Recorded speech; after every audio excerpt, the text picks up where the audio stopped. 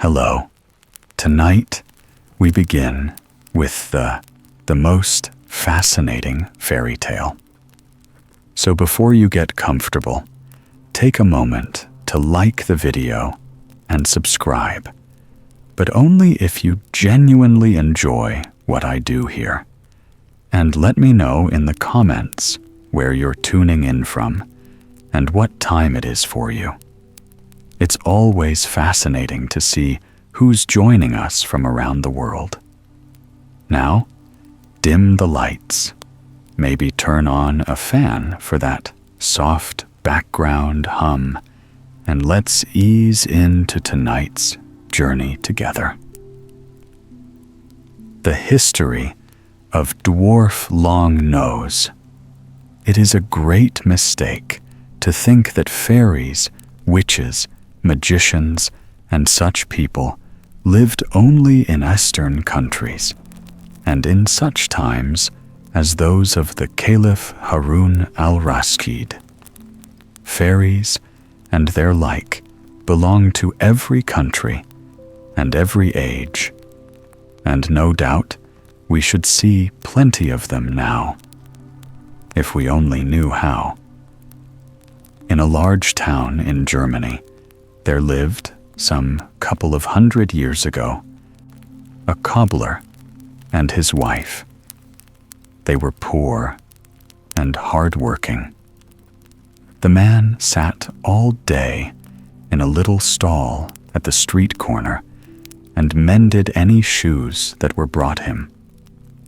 His wife sold the fruit and vegetables they grew in their garden in the marketplace, and as she was always neat and clean, and her goods were temptingly spread out, she had plenty of customers. The couple had one boy called Jem, a handsome, pleasant-faced boy of 12, and tall for his age. He used to sit by his mother in the market and would carry home what people bought from her, for which they often gave him a pretty flower, or a slice of cake, or even some small coin. One day, Jem and his mother sat as usual in the marketplace with plenty of nice herbs and vegetables spread out on the board, and in some smaller baskets, early pears, apples, and apricots. Jem cried his wares at the top of his voice. "This way, gentlemen. See these lovely cabbages and these fresh herbs. Early apples, ladies. Early pears and apricots, and all cheap. Come, buy, buy." As he cried, an old woman came across the marketplace. She looked very torn and ragged, and had a tall, sharp face, all wrinkled, with red eyes, and a thin, hooked nose, which nearly met her chin. She leant on a tall stick, and limped, and shuffled, and stumbled along, as if she were going to fall on her nose at any moment. In this fashion, she came along till she got to the stall where Jem and his mother were, and there she stopped. "Are you Hannah, the herb seller?" she asked in a croaky voice as her head shook to and fro. "Yes, I am," was the answer. "Can I serve you?" "We'll see. We'll see. Let me look at those herbs. I wonder if you've got what I want," said the old woman, as she thrust a pair of hideous brown hands into the herb basket and began turning over all the neatly packed herbs with her skinny fingers, often holding them up to her nose and sniffing at them. The cobbler's wife felt much disgusted at seeing her wares treated like this, but she dared not speak. When the old hag had turned over the whole basket, she muttered, "Bad stuff, bad stuff. Much better 50 years ago. All bad." This made Jem very angry. "You are a very rude old woman," he cried out. "First, you mess all our nice herbs about with your horrid brown fingers, and sniff at them with your long nose till no one else will care to buy them. And then you say it's all bad stuff, though the Duke's cook himself buys all his herbs from us." The old woman looked sharply at the saucy boy, laughed unpleasantly, and said, "So you don't like my long nose, sonny? Well, you shall have one yourself, right down to your chin." As she spoke, she shuffled towards the hamper of cabbages, took up one after another, squeezed them hard, and threw them back, muttering again, "Bad stuff, bad stuff." "Don't waggle your head in that horrid way," begged Jem anxiously. "Your neck is as thin as a cabbage stalk, and it might easily break, and your head fall into the basket, and then who would buy anything?" "Don't you like thin necks?" laughed the old woman.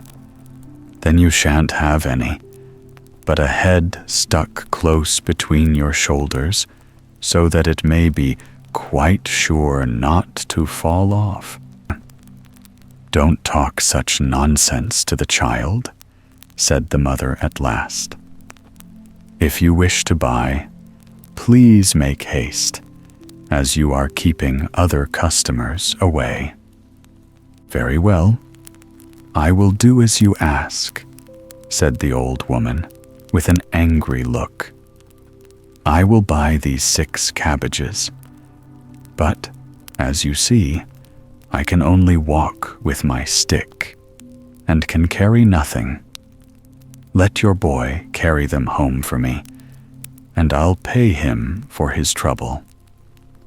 The little fellow didn't like this, and began to cry, for he was afraid of the old woman. But his mother ordered him to go, for she thought it wrong not to help such a weakly old creature. So, still crying, he gathered the cabbages into a basket and followed the old woman across the marketplace. It took her more than half an hour to get to a distant part of the little town, but at last she stopped in front of a small, tumble-down house. She drew a rusty old hook from her pocket and stuck it into a little hole in the door, which suddenly flew open. How surprised Jem was when they went in. The house was splendidly furnished, the walls and ceiling of marble, the furniture of ebony inlaid with gold and precious stones, the floor of such smooth, slippery glass that the little fellow tumbled down more than once. The old woman took out a silver whistle and blew it till the sound rang through the house. Immediately, a lot of guinea pigs came running down the stairs, but Jem thought it rather odd that they all walked on their hind legs, wore nutshells for shoes, and men's clothes, whilst even their hats were put on in the newest fashion. "Where are my slippers, lazy crew?" cried the old woman, and hit about with her stick. "How long am I to stand waiting here?" They rushed upstairs again, and returned with a pair of cocoa nuts lined with leather, which she put on her feet. Now all limping and shuffling was at an end. She threw away her stick and walked briskly across the glass floor, drawing little Jem after her. At last she paused in a room which looked almost like a kitchen. It was so full of pots and pans, but the tables were of mahogany, and the sofas and chairs covered with the richest stuffs. "Sit down," said the old woman pleasantly, and she pushed Jem into a corner of a sofa and put a table close in front of him. "Sit down. You've had a long walk and a heavy load to carry, and I must give you something for your trouble. Wait a bit, and I'll give you some nice soup, which you'll remember as long as you live."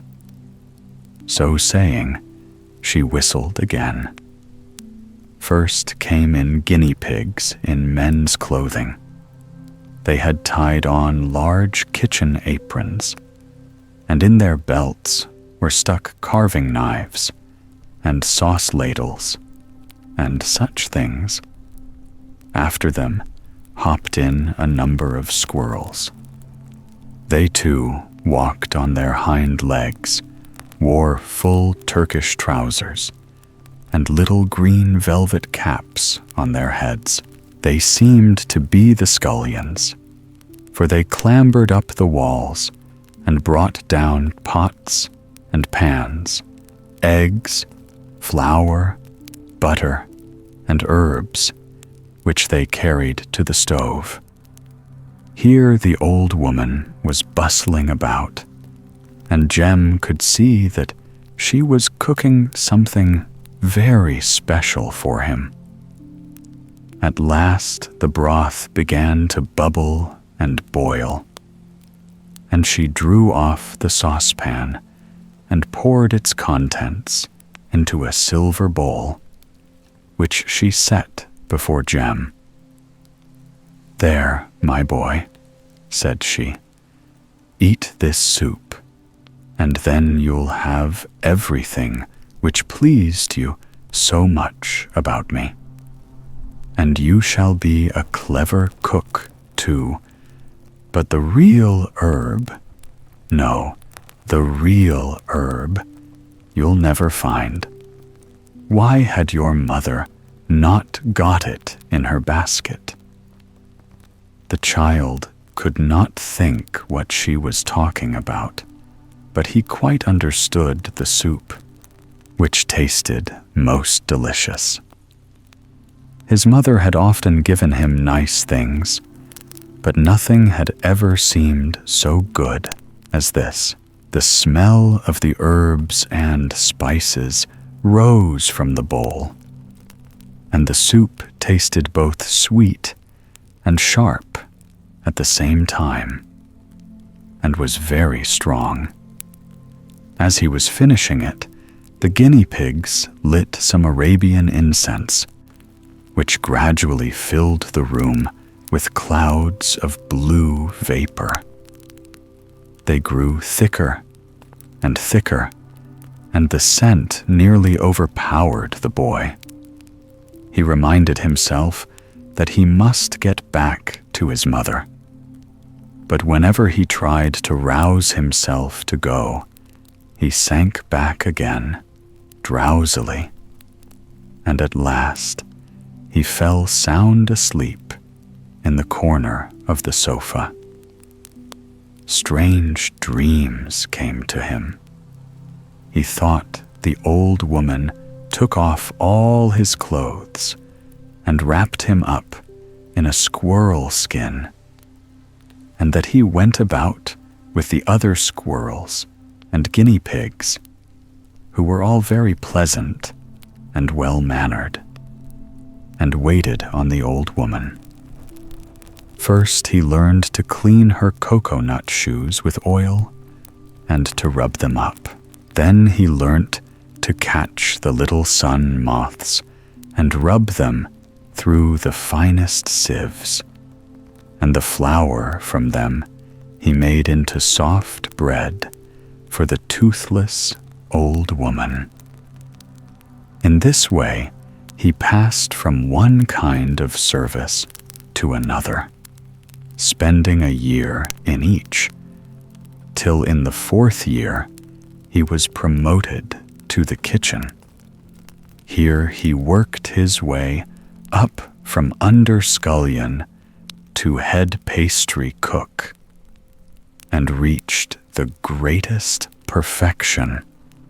He could make all the most difficult dishes, and 200 different kinds of patties, soup flavored with every sort of herb. He had learnt it all, and learnt it well and quickly. When he had lived 7 years with the old woman, she ordered him one day, as she was going out, to kill and pluck a chicken, stuff it with herbs, and have it very nicely roasted by the time she got back. He did this quite according to rule. He wrung the chicken's neck, plunged it into boiling water, carefully plucked out all the feathers, and rubbed the skin nice and smooth. Then he went to fetch the herbs to stuff it with. In the storeroom, he noticed a half-opened cupboard, which he did not remember having seen before. He peeped in and saw a lot of baskets from which came a strong and pleasant smell. He opened one and found a very uncommon herb in it. The stems and leaves were a bluish green, and above them was a little flower of a deep, bright red, edged with yellow.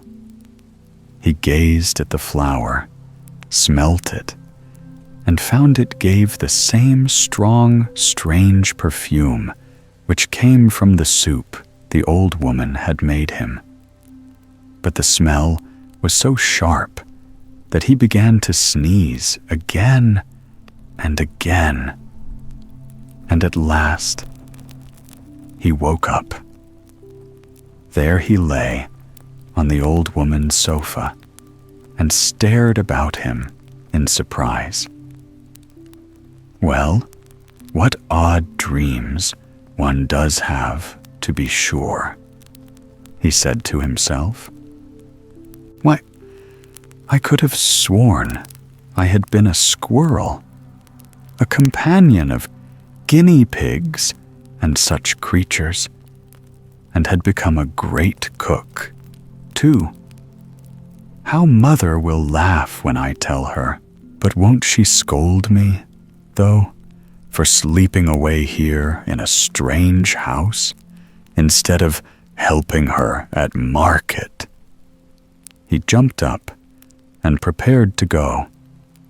All his limbs still seemed quite stiff with his long sleep, especially his neck, for he could not move his head easily. And he laughed at his own stupidity at being still so drowsy that he kept knocking his nose against the wall or cupboards.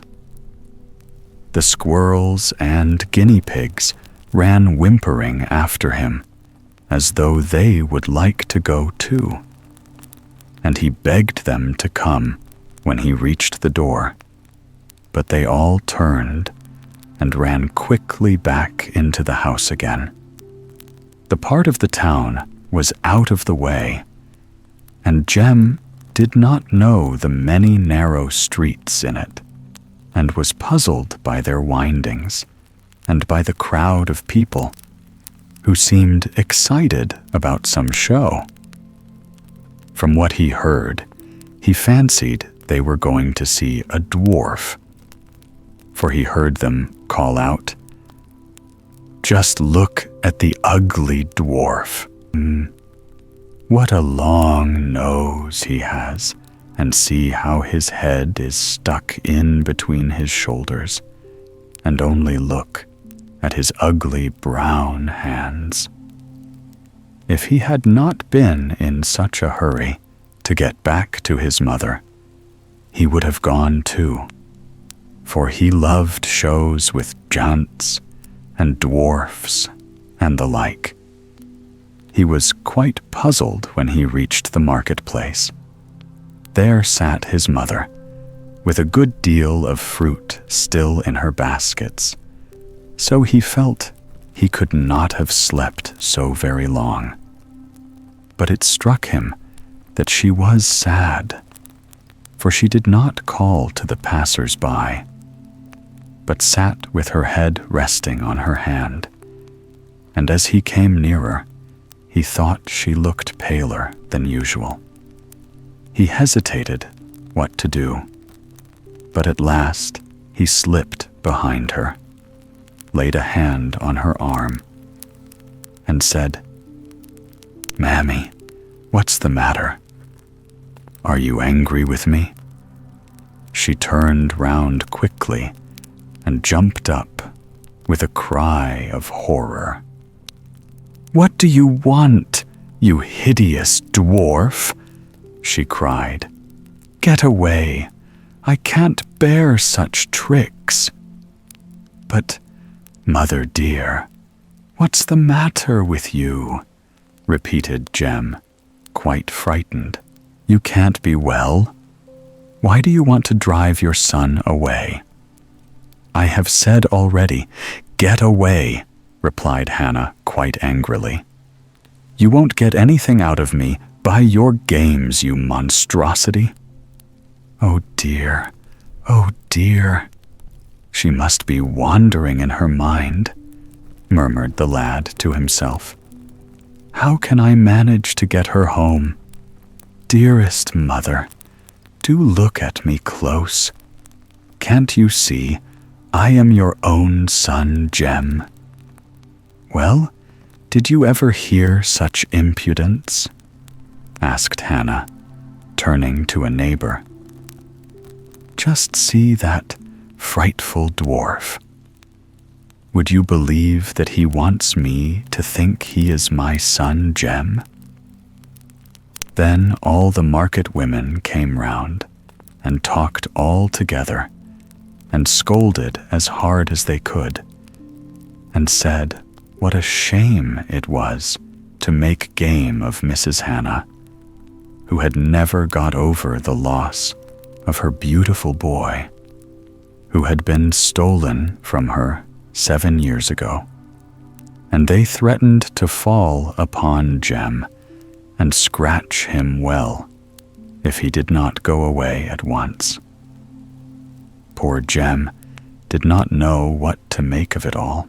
He was sure he had gone to market with his mother only that morning, had helped to set out the stall, had gone to the old woman's house, where he had some soup and a little nap. And now, when he came back, they were all talking of 7 years, and they called him a horrid dwarf. Why, what had happened to him? When he found that his mother would really have nothing to do with him, he turned away with tears in his eyes and went sadly down the street towards his father's stall. "Now, I'll see whether he will know me," thought he. "I'll stand by the door and talk to him." When he got to the stall, he stood in the doorway and looked in. The cobbler was so busy at work that he did not see him for some time, but happening to look up, he caught sight of his visitor, and letting shoes, thread, and everything fall to the ground, he cried with horror, "Good heavens! What is that?" "Good evening, master," said the boy as he stepped in. "How do you do?" "Very ill, little sir," replied the father, to Jem's surprise, for he did not seem to know him. "Business does not go well. I am all alone, and am getting old, and a workman is costly." "But haven't you a son who could learn your trade by degrees?" asked Jem. "I had one. He was called Jem, and would have been a tall, sturdy lad of 20 by this time, and able to help me well. Why, when he was only 12, he was quite sharp and quick, and had learnt many little things, and a good-looking boy, too, and pleasant, so that customers were taken by him. Well, well, so goes the world." "But where is your son?" asked Jem, with a trembling voice. "Heaven only knows," replied the man. "7 years ago he was stolen from the marketplace, and we have heard no more of him." "7 years ago!" cried Jem, with horror. "Yes, indeed, 7 years ago, though it seems but yesterday that my wife came back howling and crying, and saying the child had not come back all day. I always thought and said that something of the kind would happen.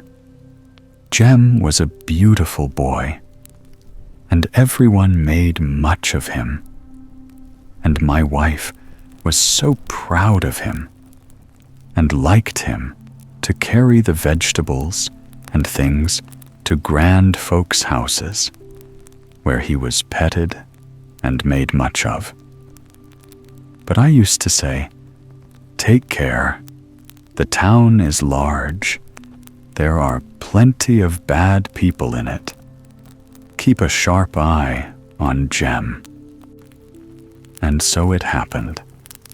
For one day, an old woman came and bought a lot of things, more than she could carry. So my wife, being a kindly soul, lent her the boy, and we have never seen him since." "And that was 7 years ago, you say?" "Yes, 7 years. We had him cried. We went from house to house.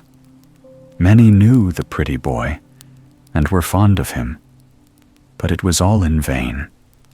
No one seemed to know the old woman who bought the vegetables either. Only one old woman, who is 90 years old, said it might have been the fairy Herbalin, who came into the town once in every 50 years to buy things." As his father spoke, things grew clearer to Jem's mind, and he saw now that he had not been dreaming, but had really served the old woman 7 years in the shape of a squirrel. As he thought it over, rage filled his heart. 7 years of his youth had been stolen from him. And what had he got in return? To learn to rub up cocoa nuts and to polish glass floors, and to be taught cooking by guinea pigs. He stood there thinking, till at last his father asked him, "Is there anything I can do for you, young gentleman? Shall I make you a pair of slippers, or perhaps, with a smile, a case for your nose?" "What have you to do with my nose?" asked Jem. "And why should I want a case for it?" "Well, everyone to his taste," replied the cobbler. "But I must say, if I had such a nose, I would have a nice, red leather cover made for it. Here is a nice piece, and think what a protection it would be to you. As it is, you must be constantly knocking up against things. The lad was dumb with fright. He felt his nose. It was thick, and quite 2 hands long. So then, the old woman had changed his shape, and that was why his own mother did not know him, and called him a horrid dwarf. "Master," said he, "have you got a glass that I could see myself in?" "Young gentleman," was the answer, "your appearance is hardly one to be vain of, and there is no need to waste your time looking in a glass. Besides, I have none here, and if you must have one, you had better ask Urban the barber, who lives over the way, to lend you his. Good morning." So saying, he gently pushed Jem into the street, shut the door, and went back to his work. Jem stepped across to the barber, whom he had known in old days. "Good morning, Urban," said he. "May I look at myself in your glass for a moment?" "With pleasure," said the barber, laughing, and all the people in his shop fell to laughing also. "You are a pretty youth, with your swan-like neck and white hands and small nose. No wonder you are rather vain. But look as long as you like at yourself." So spoke the barber, and a titter ran round the room. Meantime, Jem had stepped up to the mirror and stood gazing sadly at his reflection. Tears came to his eyes. "No wonder you did not know your child again, dear mother," thought he.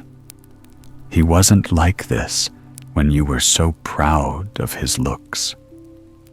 His eyes had grown quite small, like pig's eyes.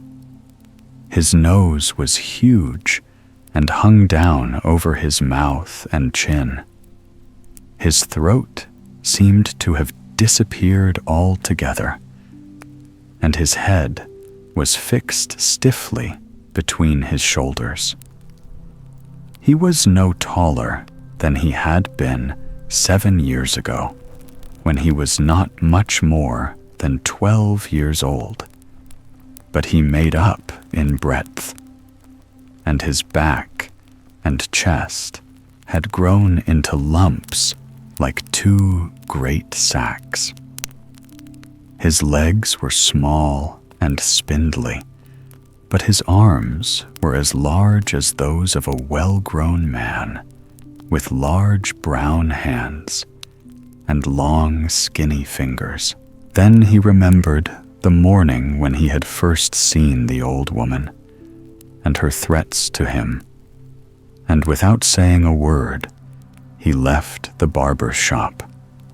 He determined to go again to his mother, and found her still in the marketplace.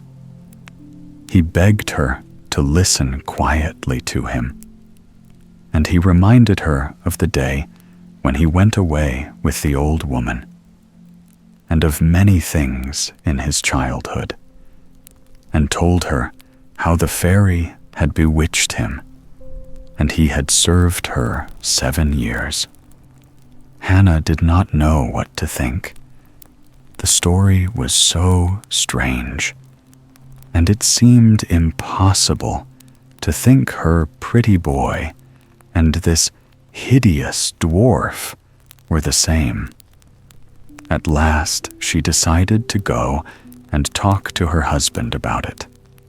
She gathered up her baskets, told Jem to follow her, and went straight to the cobbler's stall. "Look here," said she, "this creature says He is our lost son. He has been telling me how he was stolen 7 years ago and bewitched by a fairy." "Indeed," interrupted the cobbler angrily. "Did he tell you this?" "Wait a minute, you rascal. Why, I told him all about it myself only an hour ago. And then he goes off to humbug you. So you were bewitched. My son, were you? Wait a bit, and I'll bewitch you." So saying, he caught up a bundle of straps and hit out at Jem so hard that he ran off crying. The poor little dwarf roamed about all the rest of the day without food or drink, and at night was glad to lie down and sleep on the steps of a church. He woke next morning with the first rays of light and began to think what he could do to earn a living.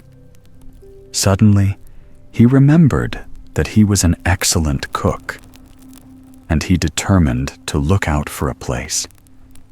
As soon as it was quite daylight, he set out for the palace, for he knew that the Grand Duke, who reigned over the country, was fond of good things. When he reached the palace, all the servants crowded about him and made fun of him. And at last their shouts and laughter grew so loud that the head steward rushed out, crying, "For goodness sake, be quiet, can't you? Don't you know His Highness is still asleep?" Some of the servants ran off at once, and others pointed out Jem. Indeed, the steward found it hard to keep himself from laughing at the comic sight. But he ordered the servants off and led the dwarf into his own room. When he heard him ask for a place as cook, he said, "You make some mistake, my lad. I think you want to be the Grand Duke's dwarf, don't you?" "No, sir," replied Jem. "I am an experienced cook, and if you will kindly take me to the head cook, he may find me of some use." "Well, as you will, but believe me, you would have an easier place as the Grand Ducal Dwarf." So saying, the head steward led him to the head cook's room. "Sir?" asked Jem, as he bowed till his nose nearly touched the floor. "Do you want an experienced cook?" The head cook looked him over from head to foot and burst out laughing. "You a cook? Do you suppose our cooking stoves are so low that you can look into any saucepan on them? Oh, my dear little fellow, whoever sent you to me wanted to make fun of you." But the dwarf was not to be put off. What matters an extra egg, or two, or a little butter, or flour and spice, more or less, in such a house as this, said he. "Name any dish you wish to have cooked, and give me the materials I ask for, and you shall see." He said much more, and at last persuaded the head cook to give him a trial. They went into the kitchen, a huge place with at least 20 fireplaces, always alight. A little stream of clear water ran through the room, and live fish were kept at one end of it. Everything in the kitchen was of the best and most beautiful kind, and swarms of cooks and scullions were busy preparing dishes. When the head cook came in with Jem, everyone stood quite still. "What has His Highness ordered for luncheon?" asked the head cook. "Sir, His Highness has graciously ordered a Danish soup and red Hamburg dumplings." "Good," said the head cook. "Have you heard? And do you feel equal to making these dishes? Not that you will be able to make the dumplings, for they are a secret receipt." "Is that all?" said Jem, who had often made both dishes. "Nothing easier. Let me have some eggs, a piece of wild boar, and such roots and herbs for the soup. And as for the dumplings," he added in a low voice to the head cook, "I shall want 4 different kinds of meat, some wine, a duck's marrow, some ginger, and a herb called heel well. So." "Why?" cried the astonished cook. "Where did you learn cooking?" "Yes, those are the exact materials, but we never used the herb heel well, which, I am sure, must be an improvement." And now Jem was allowed to try his hand. He could not nearly reach up to the kitchen range, but by putting a wide plank on 2 chairs, he managed very well. All the cooks stood round to look on, and could not help admiring the quick, clever way in which he set to work. At last, when all was ready, Jem ordered the 2 dishes to be put on the fire till he gave the word. Then he began to count. 1, 2, 3, till he got to 500, when he cried, "Now!" The saucepans were taken off, and he invited the head cook to taste.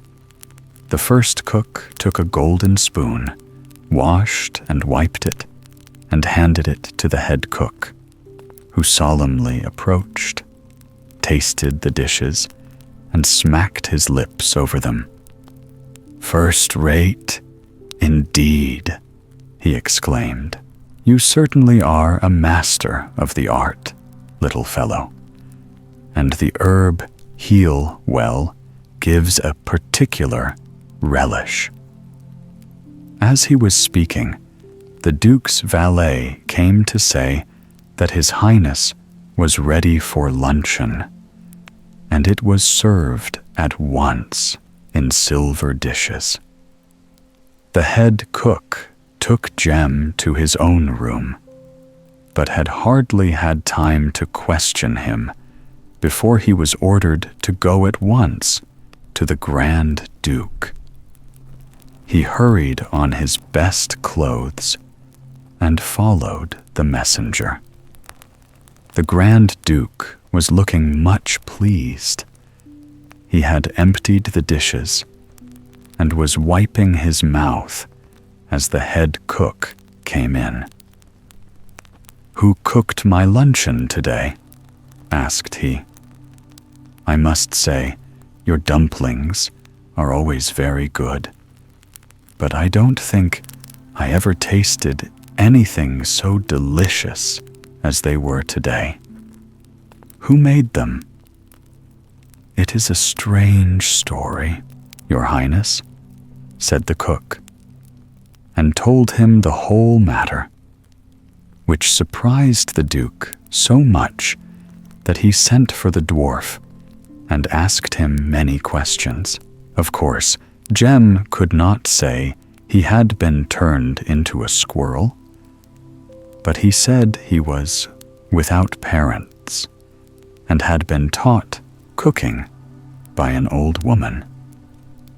"If you will stay with me," said the Grand Duke, "you shall have 50 ducats a year, besides a new coat and a couple of pairs of trousers. You must undertake to cook my luncheon yourself and to direct what I shall have for dinner. And you shall be called Assistant Head Cook." Jem bowed to the ground and promised to obey his new master in all things. He lost no time in setting to work, and everyone rejoiced at having him in the kitchen. For the Duke was not a patient man, and had been known to throw plates and dishes at his cooks and servants if the things served were not quite to his taste. Now all was changed.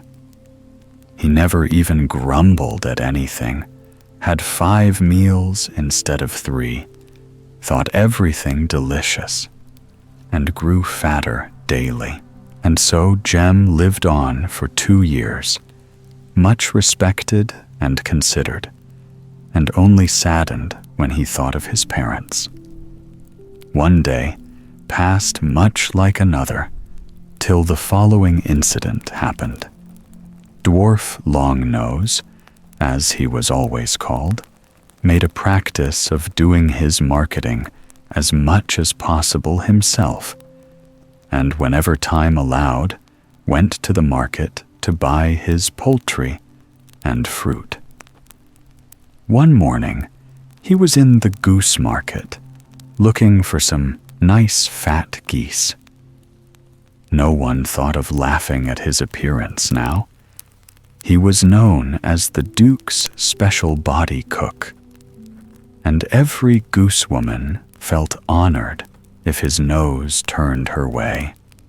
He noticed one woman sitting apart with a number of geese, but not crying or praising them like the rest. He went up to her, felt and weighed her geese, and, finding them very good, bought 3, and the cage to put them in, hoisted them on his broad shoulders, and set off on his way back. As he went, it struck him that 2 of the geese were gobbling and screaming as geese do, but the third sat quite still, only heaving a deep sigh now and then, like a human being. "That goose is ill," said he. "I must make haste to kill and dress her." But the goose answered him quite distinctly, "Squeeze too tight, and I'll bite. If my neck a twist you gave, I'd bring you to an early grave." Quite frightened, the dwarf set down the cage, and the goose gazed at him with sad, wise-looking eyes, and sighed again. "Good gracious," said Longnose. "So you can speak, Mistress Goose. I never should have thought it. Well, don't be anxious. I know better than to hurt so rare a bird. But I could bet you were not always in this plumage. Wasn't I a squirrel myself for a time?" "You are right," said the goose, "in supposing I was not born in this horrid shape. Ah, no one ever thought that Mimi, the daughter of the great Weatherbold, would be killed for the ducal table." "Be quite easy, Mistress Mimi," comforted Jem. "As sure as I'm an honest man and assistant head cook to His Highness, no one shall harm you. I will make a hutch for you in my own rooms, and you shall be well fed. And I'll come and talk to you as much as I can. I'll tell all the other cooks that I am fattening up a goose on very special food for the Grand Duke, and at the first good opportunity, I will set you free." The goose thanked him with tears in her eyes, and the dwarf kept his word. He killed the other 2 geese for dinner, but built a little shed for Mimi in one of his rooms, under the pretense of fattening her under his own eye. He spent all his spare time talking to her and comforting her, and fed her on all the daintiest dishes. They confided their histories to each other, and Jem learnt that the goose was the daughter of the wizard Weatherbold, who lived on the island of Gothland. He fell out with an old fairy, who got the better of him by cunning and treachery, and to revenge herself turned his daughter into a goose and carried her off to this distant place. When Long Nose told her his story, she said, "I know a little of these matters, and what you say shows me that you are under a herb enchantment. That is to say, that if you can find the herb whose smell woke you up, the spell would be broken." This was but small comfort for Jem, for how and where was he to find the herb? About this time, the Grand Duke had a visit from a neighboring prince, a friend of his. He sent for Long Nose and said to him, "Now is the time to show what you can really do. This prince who is staying with me has better dinners than anyone except myself, and is a great judge of cooking. As long as he is here, you must take care that my table shall be served in a manner to surprise him constantly. At the same time, on pain of my displeasure, take care that no dish shall appear twice. Get everything you wish and spare nothing. If you want to melt down gold and precious stones, do so. I would rather be a poor man than have to blush before him." The dwarf bowed and answered, "Your Highness shall be obeyed.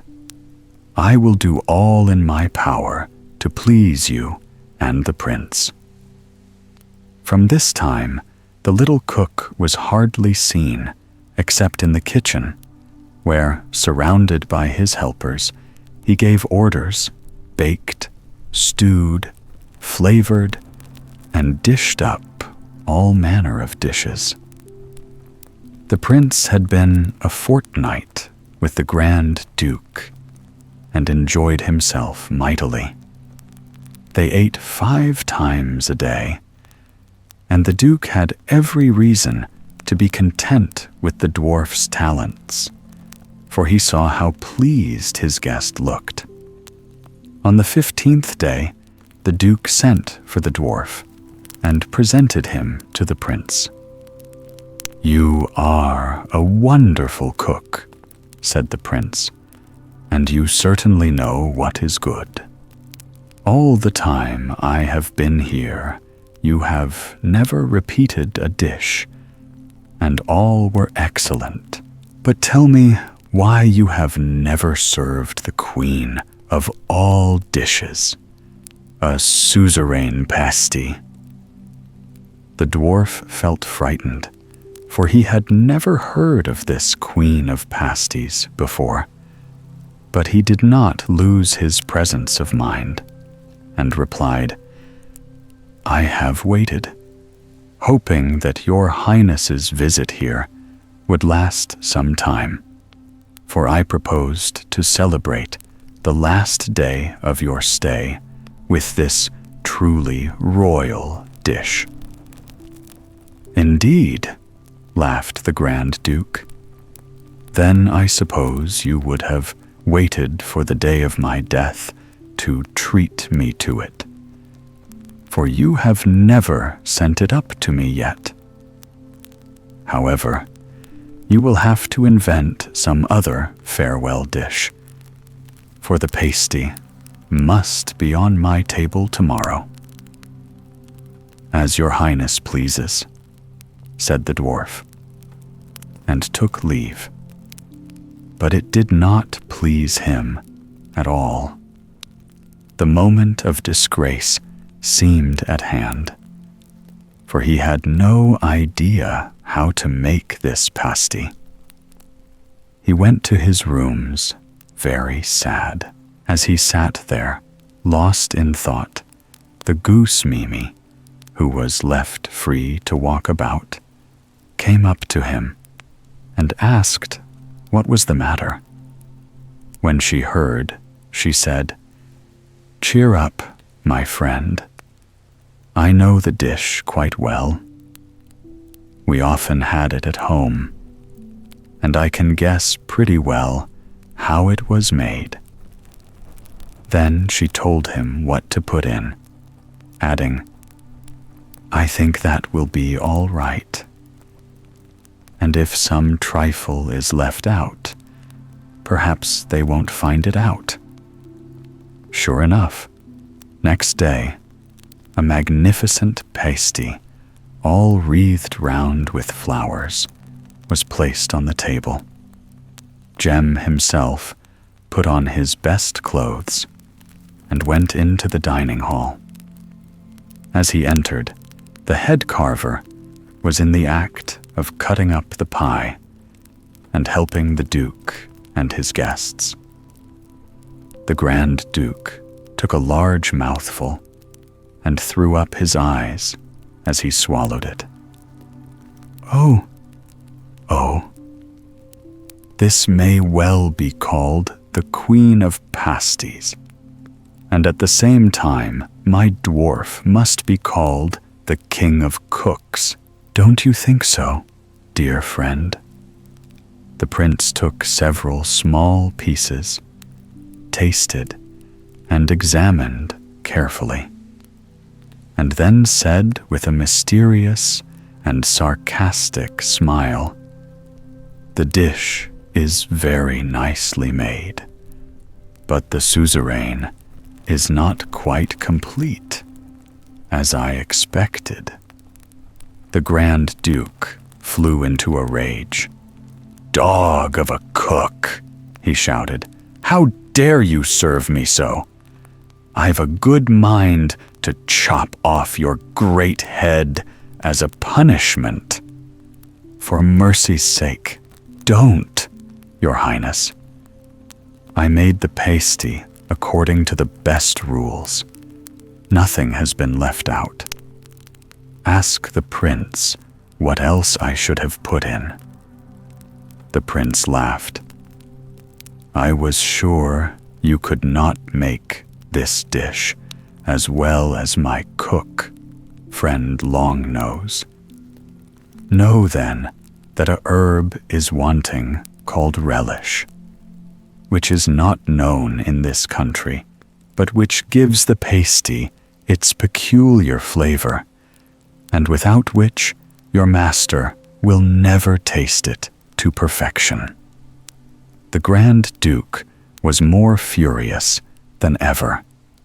"But I will taste it to perfection," he roared. "Either the pasty must be made properly tomorrow, or this rascal's head shall come off. Go, scoundrel, I give you 24 hours respite."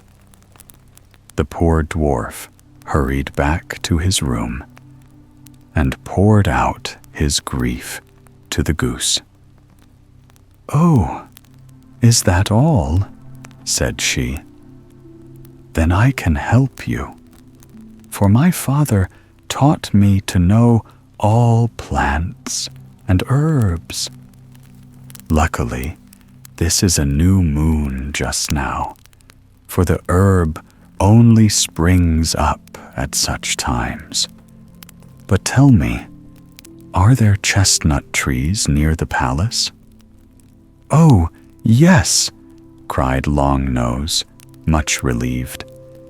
"Near the lake, only a couple of 100 yards from the palace, is a large clump of them." "But why do you ask?" "Because the herb only grows near the roots of chestnut trees," replied Mimi. "So let us lose no time in finding it.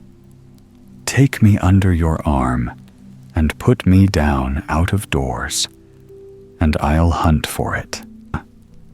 He did as she bade, and as soon as they were in the garden, put her on the ground, when she waddled off as fast as she could towards the lake, Jem hurrying after her with an anxious heart, for he knew that his life depended on her success.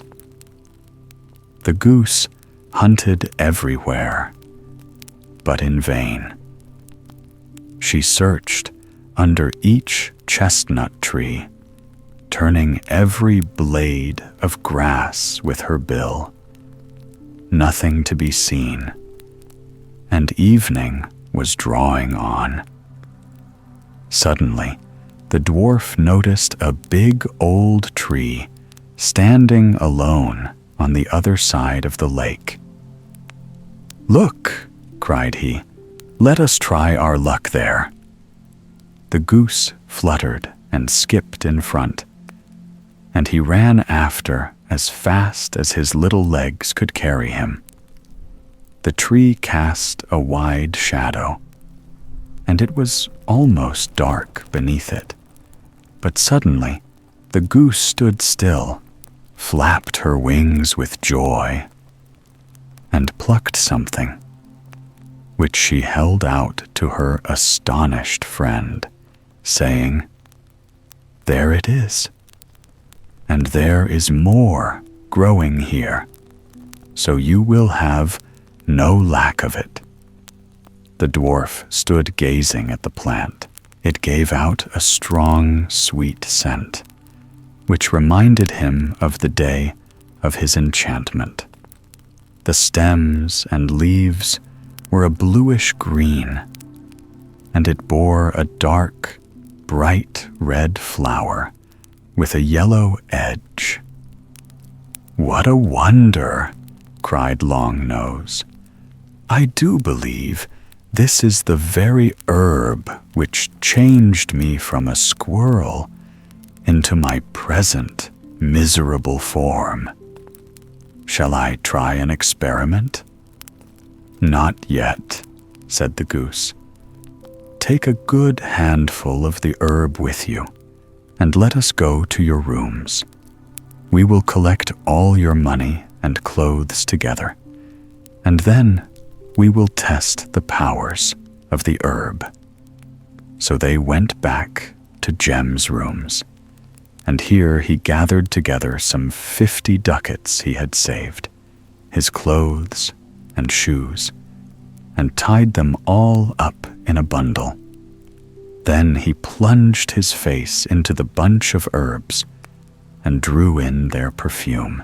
As he did so, all his limbs began to crack and stretch.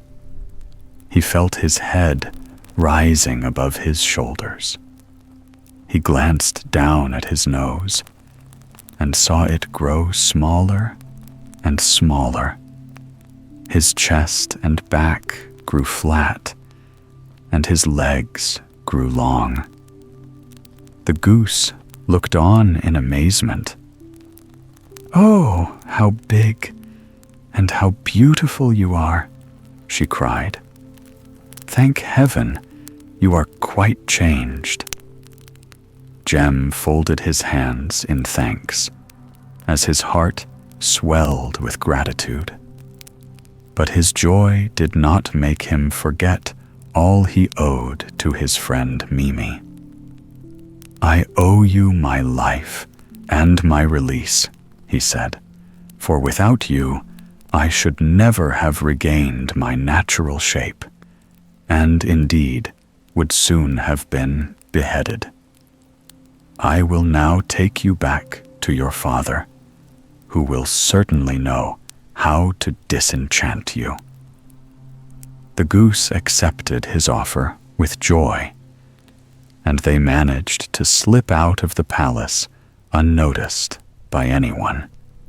They got through the journey without accident, and the wizard soon released his daughter and loaded Jem with thanks and valuable presents. He lost no time in hastening back to his native town, and his parents were very ready to recognize the handsome, well-made young man as their long-lost son. With the money given him by the wizard, he opened a shop, which prospered well, and he lived long and happily. I must not forget to mention that much disturbance was caused in the palace by Jem's sudden disappearance, for when the Grand Duke sent orders next day to behead the dwarf, if he had not found the necessary herbs, the dwarf was not to be found.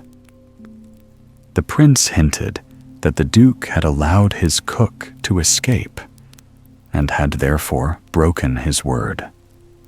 The matter ended in a great war between the two princes, which was known in history as the Herb War. After many battles and much loss of life, a peace was at last concluded, and this peace became known as the Pasty Peace, because at the banquet given in its honor, the prince's cook dished up the Queen of Pasties, the suzerain, and the Grand Duke declared it to be quite excellent. The Nunda, eater of people. Once upon a time, there lived a sultan who loved his garden dearly, and planted it with trees and flowers and fruits from all parts of the world. He went to see them 3 times every day, first at 7 o'clock when he got up, then at 3, and lastly at 5:30. There was no plant and no vegetable which escaped his eye, but he lingered longest of all before his one date tree. Now the Sultan had 7 sons.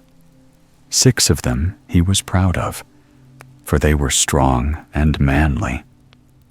But the youngest he disliked, for he spent all his time among the women of the house. The Sultan had talked to him, and he paid no heed. And he had beaten him, and he paid no heed. And he had tied him up, and he paid no heed, till at last his father grew tired of trying to make him change his ways, and let him alone. Time passed, and one day the Sultan, to his great joy, saw signs of fruit on his date tree, and he told his vizier, "My date tree is bearing." And he told the officers, "My date tree is bearing." And he told the judges, "My date tree is bearing." And he told all the rich men of the town. He waited patiently for some days till the dates were nearly ripe. And then he called his 6 sons and said, One of you must watch the date tree till the dates are ripe. For if it is not watched, the slaves will steal them, and I shall not have any for another year." And the eldest son answered, "I will go, father." And he went. The first thing the youth did was to summon his slaves and bid them beat drums all night under the date tree, for he feared to fall asleep. So the slaves beat the drums, and the young man danced till 4 o'clock, and then it grew so cold he could dance no longer. And one of the slaves said to him, "It is getting light. The tree is safe. Lie down, master, and go to sleep." So he lay down and slept, and his slaves slept likewise. A few minutes went by, and a bird flew down from a neighboring thicket and ate all the dates, without leaving a single one.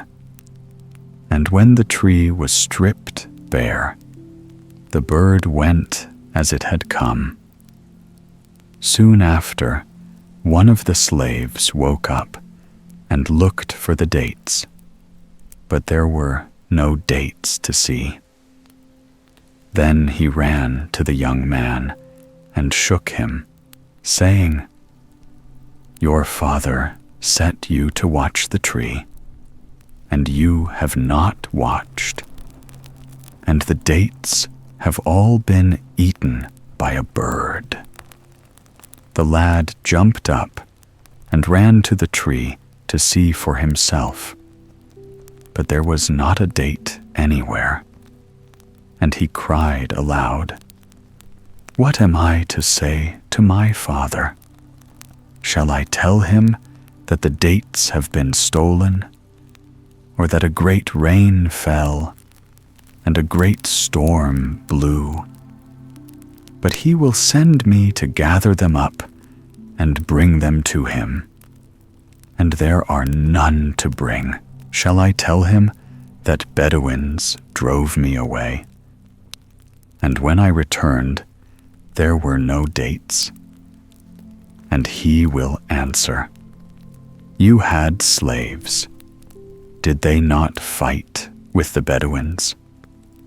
It is the truth that will be best, and that will I tell him." Then he went straight to his father, and found him sitting in his veranda with his 5 sons round him. And the lad bowed his head. "Give me the news from the garden," said the Sultan. And the youth answered, "The dates have all been eaten by some bird. There is not one left." The Sultan was silent for a moment. Then he asked, "Where were you when the bird came?" The lad answered, "I watched the date tree till the cocks were crowing, and it was getting light. Then I lay down for a little, and I slept. When I woke, a slave was standing over me, and he said, 'There is not one date left on the tree.' And I went to the date tree and saw it was true. And that is what I have to tell you." And the Sultan replied, "A son like you is only good for eating and sleeping. I have no use for you. Go your way, and when my date tree bears again, I will send another son. Perhaps he will watch better." So he waited many months, till the tree was covered with more dates than any tree had ever borne before. When they were near ripening, he sent one of his sons to the garden, saying, "My son, I am longing to taste those dates. Go and watch over them, for today's sun will bring them to perfection." And the lad answered, "My father, I am going now, and tomorrow, when the sun has passed the hour of 7, bid a slave come and gather the dates." "Good," said the Sultan. The youth went to the tree and lay down and slept. And about midnight he arose to look at the tree. And the dates were all there. Beautiful dates, swinging in bunches. "Ah, my father will have a feast, indeed," thought he. "What a fool my brother was not to take more heed. Now he is in disgrace, and we know him no more. Well, I will watch till the bird comes. I should like to see what manner of bird it is." And he sat and read till the cocks crew, and it grew light, and the dates were still on the tree. "Oh, my father will have his dates. They are all safe now," he thought to himself. "I will make myself comfortable against this tree." And he leaned against the trunk, and sleep came on him. And the bird flew down and ate all the dates. When the sun rose, the headman came and looked for the dates, and there were no dates. And he woke the young man and said to him, "Look at the tree." And the young man looked, and there were no dates. And his ears were stopped, and his legs trembled, and his tongue grew heavy at the thought of the Sultan. His slave became frightened as he looked at him and asked, "My master, what is it?" He answered, "I have no pain anywhere, but I am ill everywhere. My whole body is well, and my whole body is sick. I fear my father, for did I not say to him, 'Tomorrow at 7 you shall taste the dates,' and he will drive me away, as he drove away my brother. I will go away myself before he sends me." Then he got up and took a road that led straight past the palace, but he had not walked many steps before he met a man carrying a large silver dish covered with a white cloth to cover the dates. And the young man said, "The dates are not ripe yet. You must return tomorrow." And the slave went with him to the palace, where the Sultan was sitting with his 4 sons. "Good greeting, master," said the youth. And the Sultan answered, "Have you seen the man I sent?" "I have, master, but the dates are not yet ripe." But the Sultan did not believe his words, and said, "This 2nd year I have eaten no dates because of my sons. Go your ways, you are my son no longer." And the Sultan looked at the 4 sons that were left him, and promised rich gifts to whichever of them would bring him the dates from the tree. But year by year passed, and he never got them. One son tried to keep himself awake with playing cards. Another mounted a horse and rode round and round the tree, while the two others, whom their father as a last hope sent together, lit bonfires. But whatever they did, the result was always the same. Towards dawn, they fell asleep, and the bird ate the dates on the tree. The 6th year had come, and the dates on the tree were thicker than ever. And the head man went to the palace and told the Sultan what he had seen. But the Sultan only shook his head and said sadly, "What is that to me? I have had 7 sons, yet for 5 years a bird has devoured my dates. And this year it will be the same as ever." Now the youngest son was sitting in the kitchen, as was his custom, when he heard his father say those words, and he rose up and went to his father and knelt before him. "Father, this year you shall eat dates," cried he.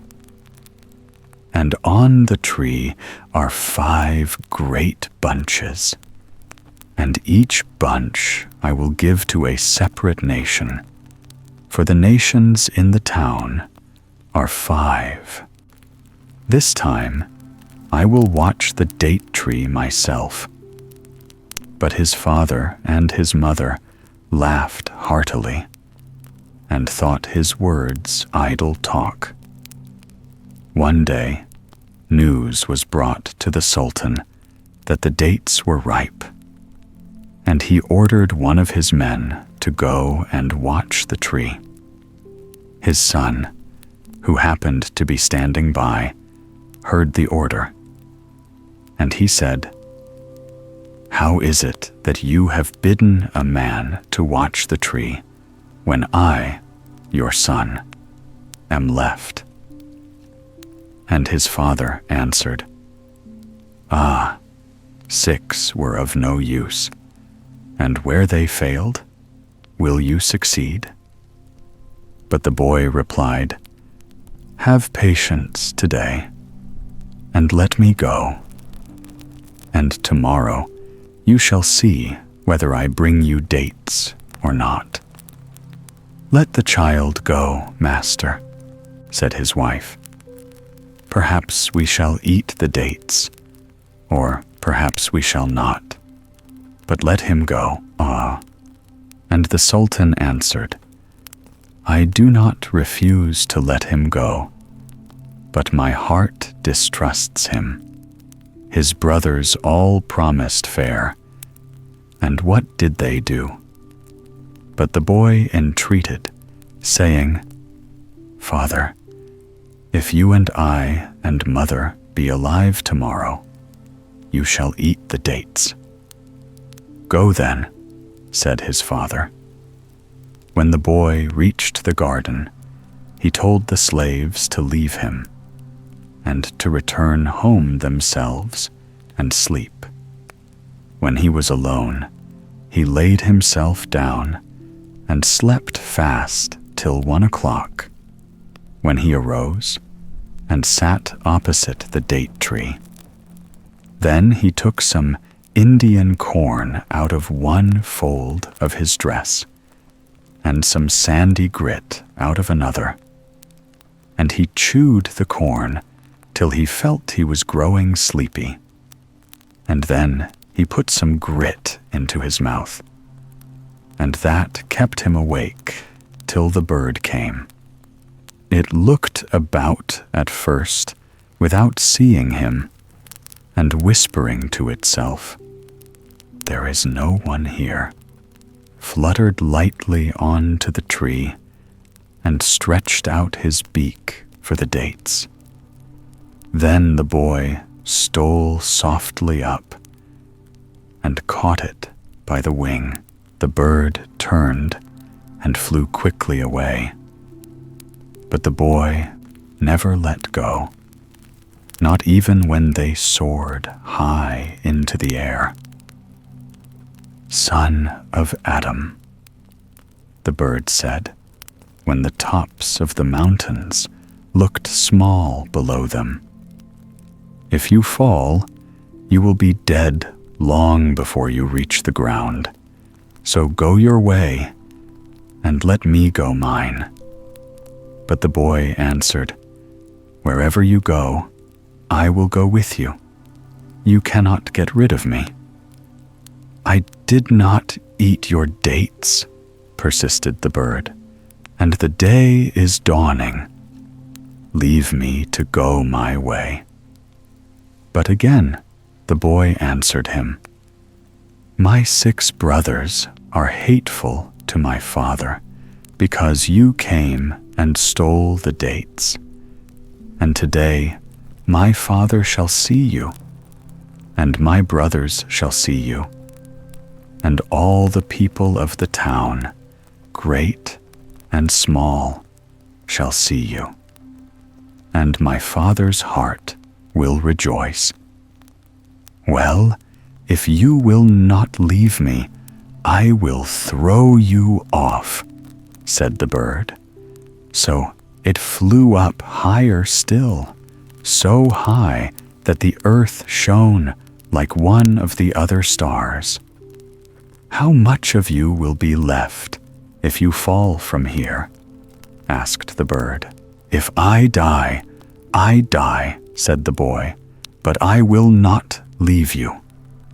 And the bird saw it was no use talking, and went down to the earth again. "Here you are at home, so let me go my way," it begged once more, "or at least make a covenant with me." "What covenant?" said the boy.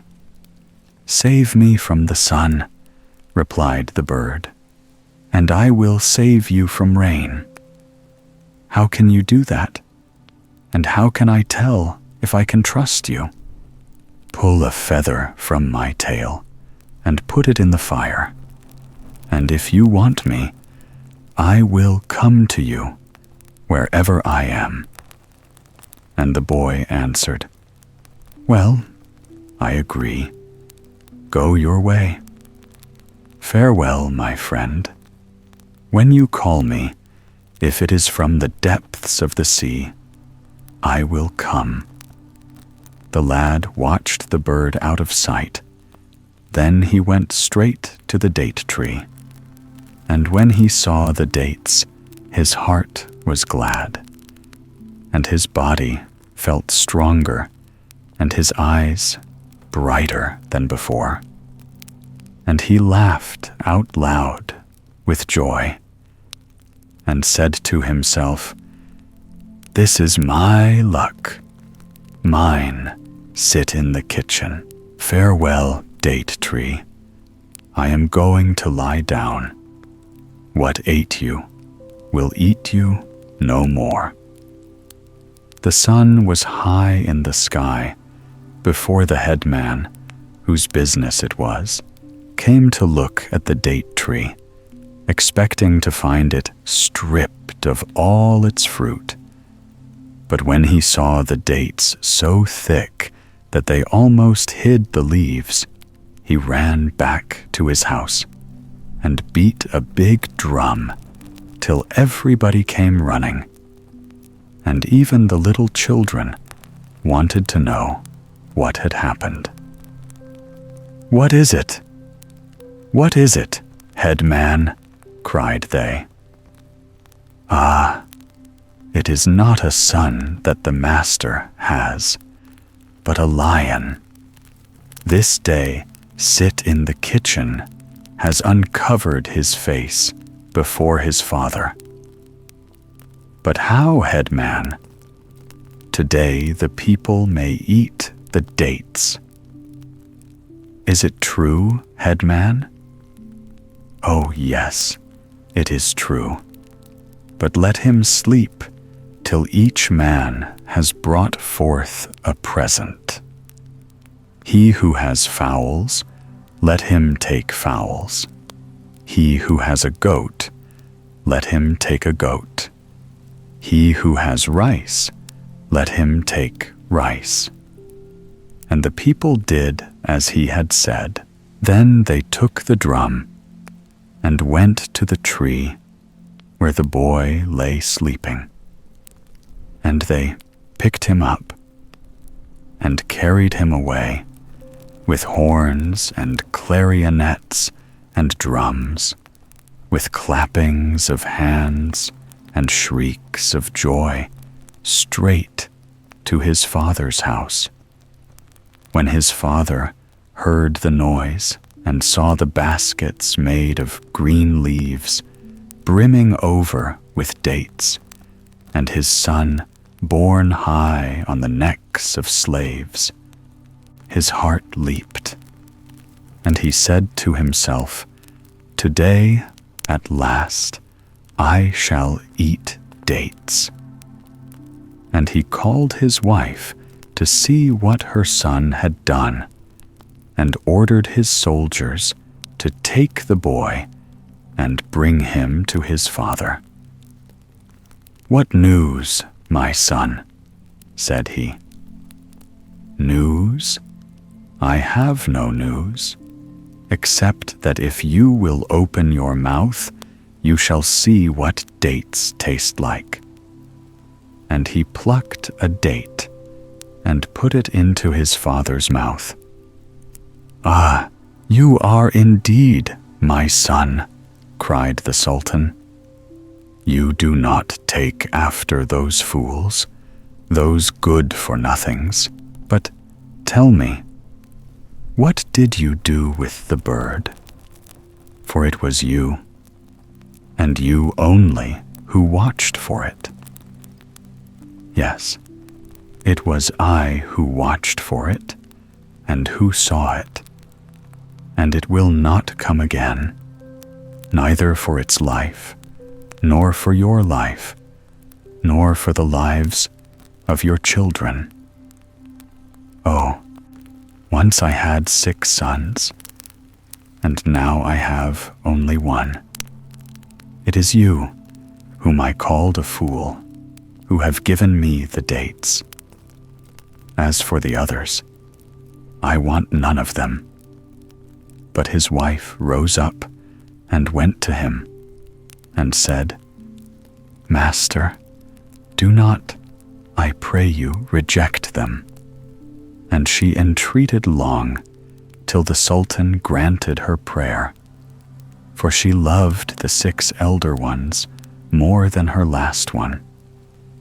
So they all lived quietly at home, till the Sultan's cat went and caught a calf. And the owner of the calf went and told the Sultan. But he answered, "The cat is mine, and the calf mine." And the man dared not complain further. 2 days after, the cat caught a cow, and the Sultan was told, "Master, the cat has caught a cow." But he only said, "It was my cow and my cat." And the pet waited a few days, and then it caught a donkey. And they told the Sultan, "Master, the cat has caught a donkey." And he said, "My cat and my donkey." Next, it was a horse, and after that, a camel. And when the Sultan was told, he said, "You don't like this cat, and want me to kill it. And I shall not kill it. Let it eat the camel. Let it even eat a man." And it waited till the next day, and caught someone's child. And the Sultan was told, "The cat has caught a child." And he said, "The cat is mine, and the child mine."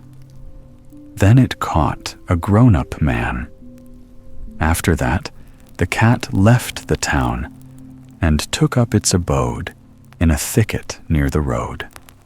So if anyone passed, going for water, it devoured him. If it saw a cow going to feed, it devoured him. If it saw a goat, it devoured him.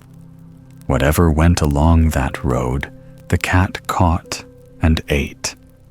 Then the people went to the Sultan in a body and told him of all the misdeeds of that cat.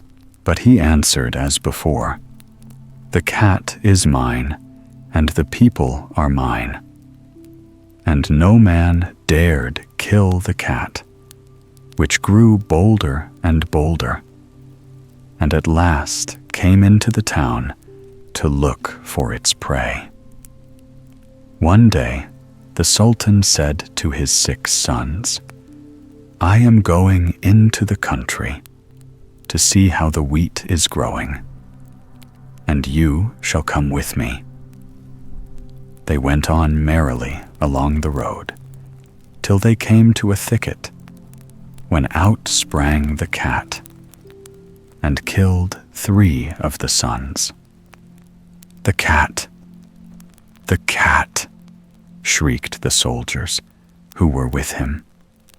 And this time the Sultan said, "Seek for it and kill it. It is no longer a cat, but a demon."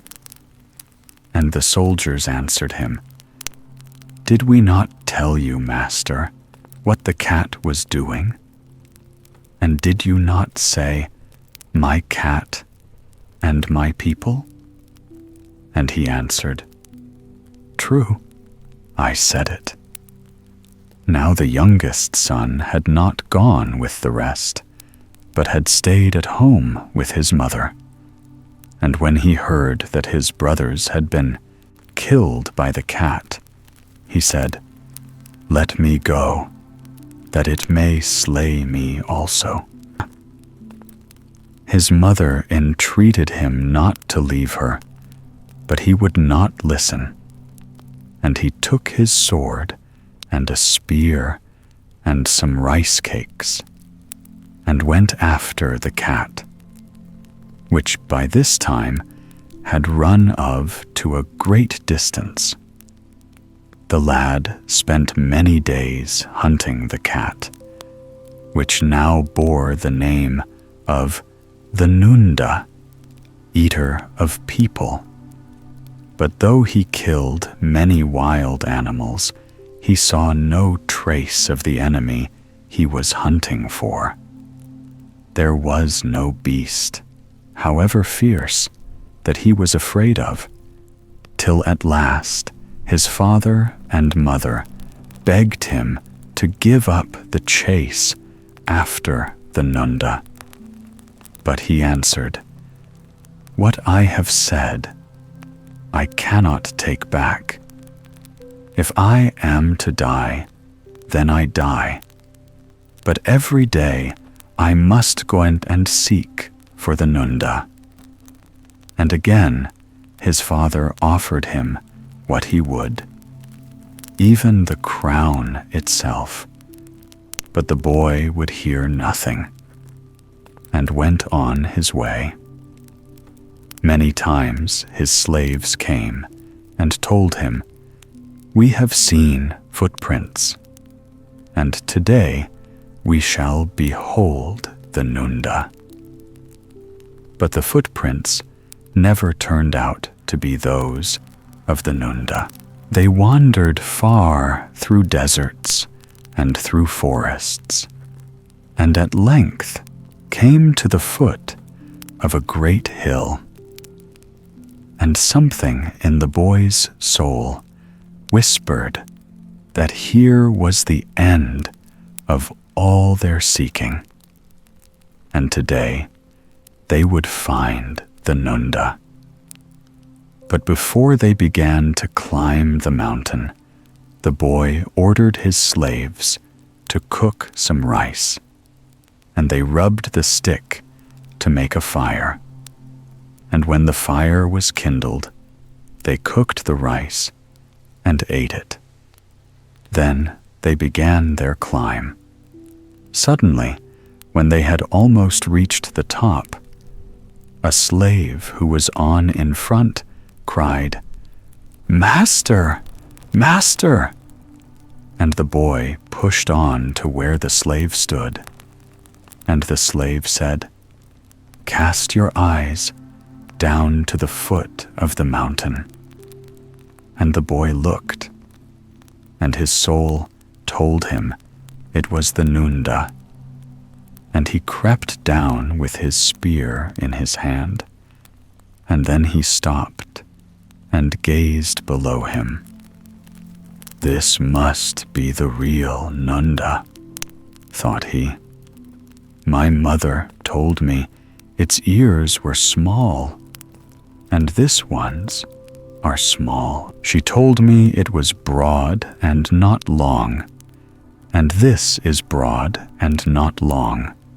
She told me it had spots like a civet cat, and this has spots like a civet cat." Then he left the Nunda lying asleep at the foot of the mountain and went back to his slaves. "We will feast today," he said. "Make cakes of batter and bring water." And they ate and drank.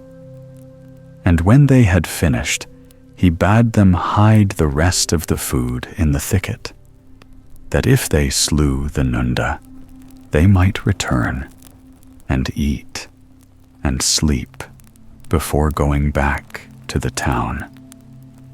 And the slaves did as he bade them. It was now afternoon, and the lad said, "It is time we went after the Nunda." And they went till they reached the bottom and came to a great forest which lay between them and the Nunda. Here the lad stopped and ordered every slave that wore 2 cloths to cast one away and tuck up the other between his legs.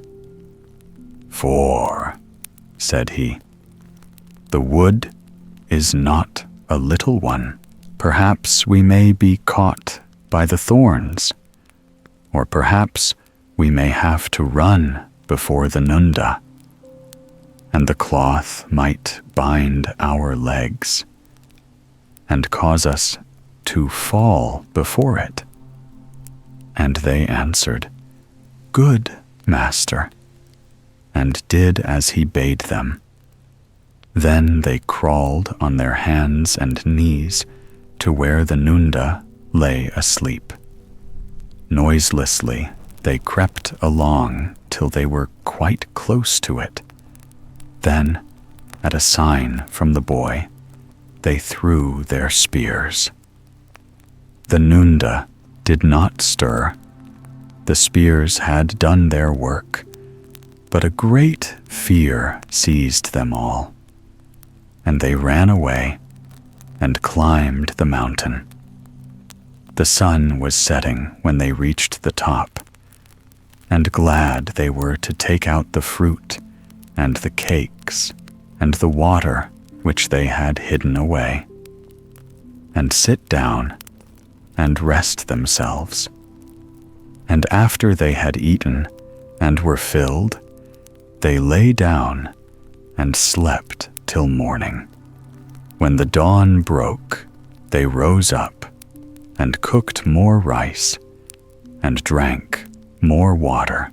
After that, they walked all round the back of the mountain to the place where they had left the Nunda, and they saw it stretched out where they had found it, stiff and dead.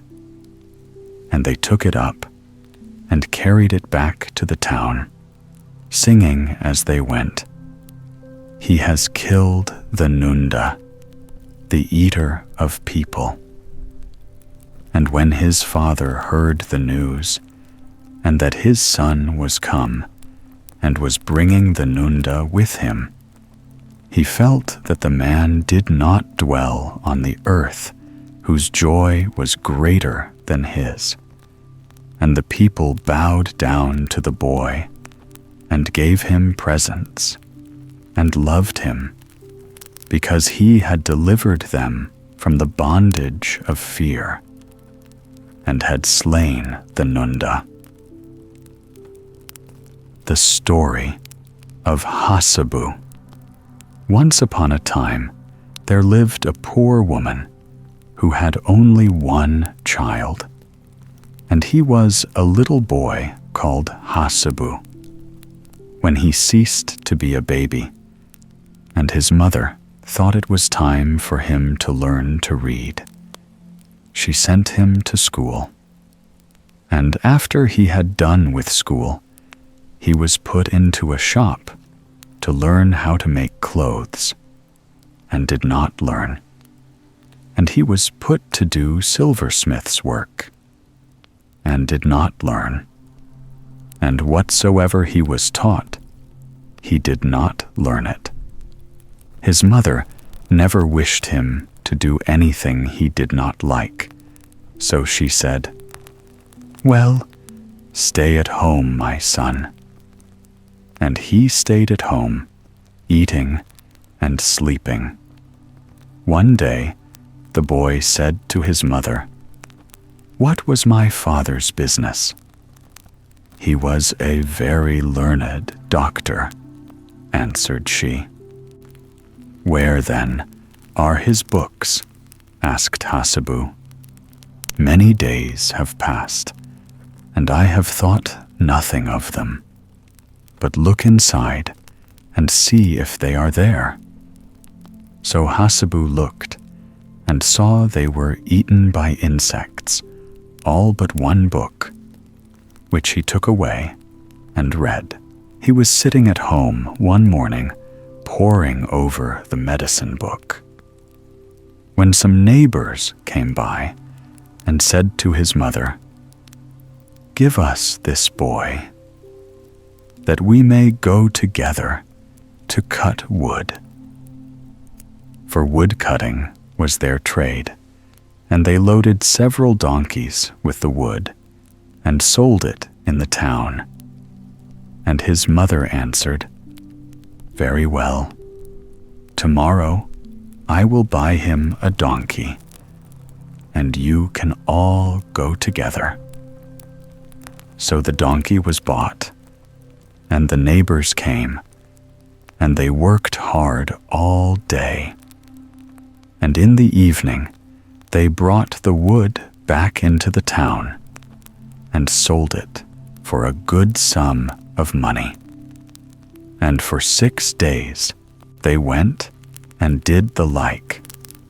But on the 7th it rained, and the woodcutters ran and hid in the rocks, all but Hassebu, who did not mind wetting, and stayed where he was. While he was sitting in the place where the woodcutters had left him, he took up a stone that lay near him, and idly dropped it on the ground.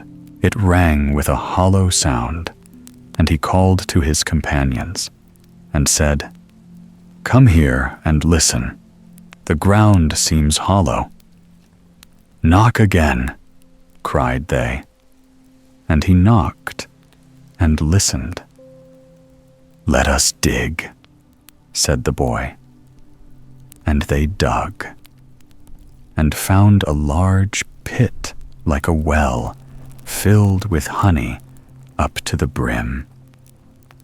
"This is better than firewood," said they. "It will bring us more money. And as you have found it, Hassebu, it is you who must go inside and dip out the honey and give to us, and we will take it to the town and sell it, and we'll divide the money with you."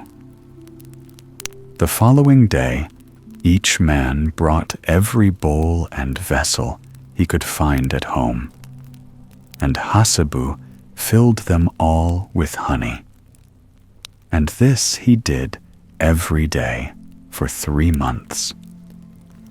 At the end of that time, the honey was very nearly finished, and there was only a little left, quite at the bottom.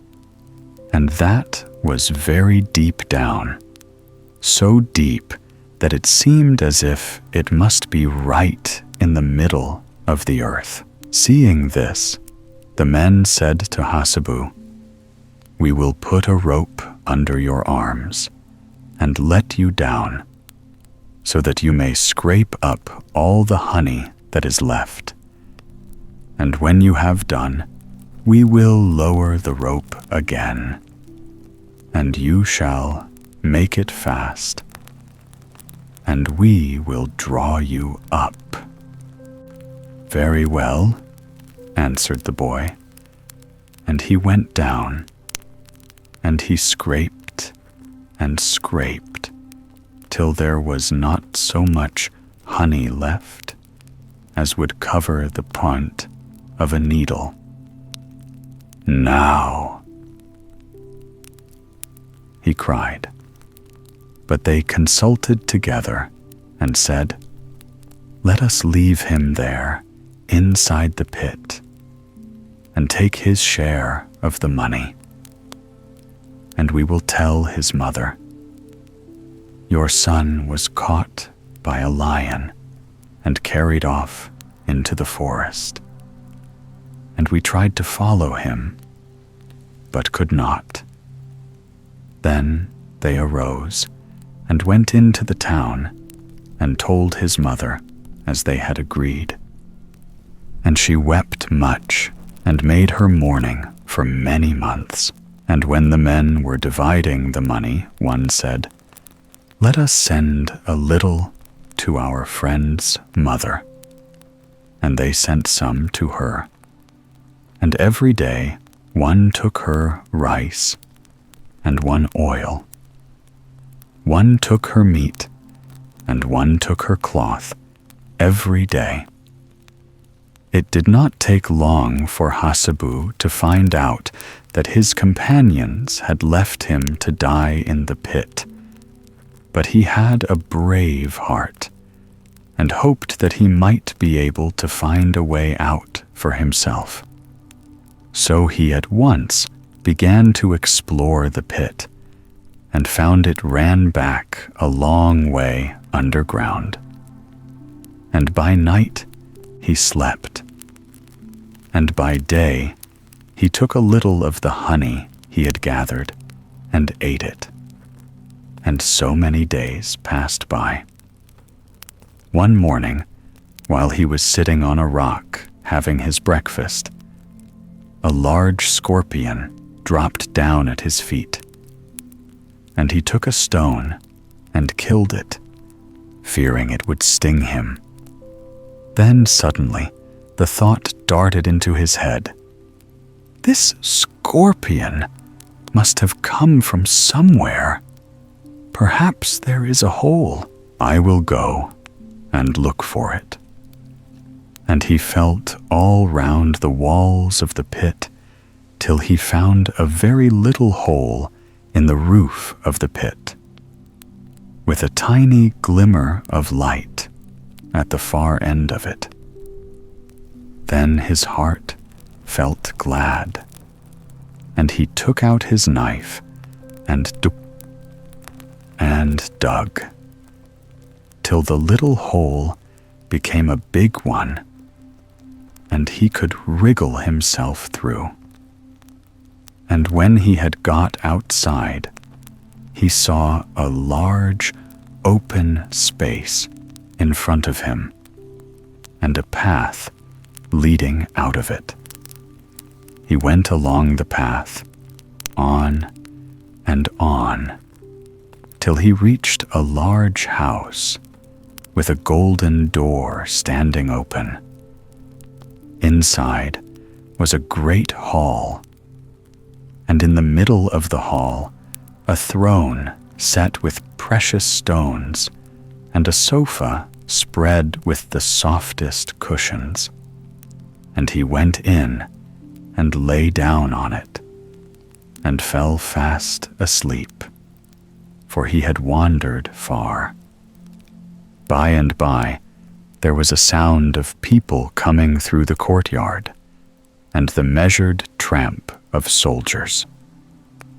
This was the king of the snakes coming in state to his palace.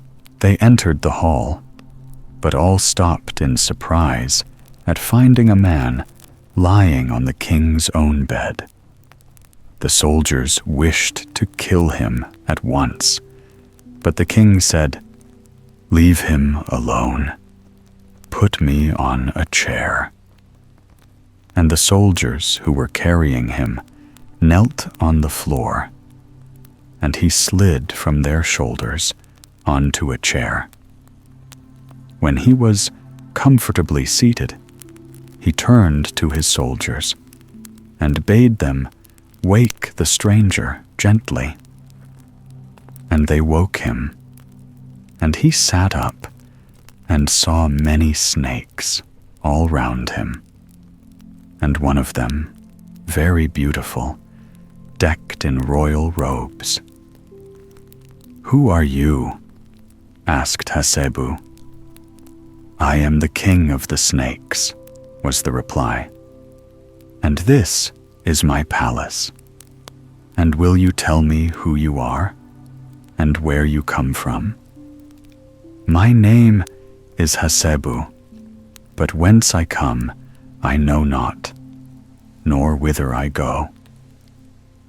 "Then stay for a little with me," said the king. And he bade his soldiers bring water from the spring and fruits from the forest, and to set them before the guest. For some days Hassebu rested and feasted in the palace of the king of the snakes, and then he began to long for his mother and his own country. So he said to the king of the snakes, "Send me home, I pray." But the king of the snakes answered, "When you go home, you will do me evil." "I will do you no evil," replied Hassebu. "Send me home, I pray." But the king said, "I know it. If I send you home, you will come back and kill me. I dare not do it." But Hassebu begged so hard that at last the king said, "Swear that when you get home, you will not go to bathe where many people are gathered." And Hassebu swore, and the king ordered his soldiers to take Hassebu in sight of his native city. Then he went straight to his mother's house, and the heart of his mother was glad. Now the sultan of the city was very ill, and all the wise men said that the only thing to cure him was the flesh of the king of the snakes, and that the only man who could get it was a man with a strange mark on his chest. So the vizier had set people to watch at the public baths, to see if such a man came there. For 3 days, Hassebu remembered his promise to the king of the snakes, and did not go near the baths. Then came a morning so hot he could hardly breathe, and he forgot all about it. The moment he had slipped off his robe, he was taken before the vizier, who said to him, "Lead us to the place where the king of the snakes lives." "I do not know it," answered he. But the vizier did not believe him, and had him bound and beaten till his back was all torn. Then Hassebu cried, "Loose me that I may take you." They went together a long, long way till they reached the palace of the king of the snakes. And Hassebu said to the king, "It was not I. Look at my back, and you will see how they drove me to it." "Who has beaten you like this?" asked the king. "It was the vizier," replied Hassebu. "Then I am already dead," said the king sadly. "But you must carry me there yourself." So Hassebu carried him. And on the way the king said, "When I arrive, I shall be killed, and my flesh will be cooked. But take some of the water that I am boiled in, and put it in a bottle, and lay it on one side.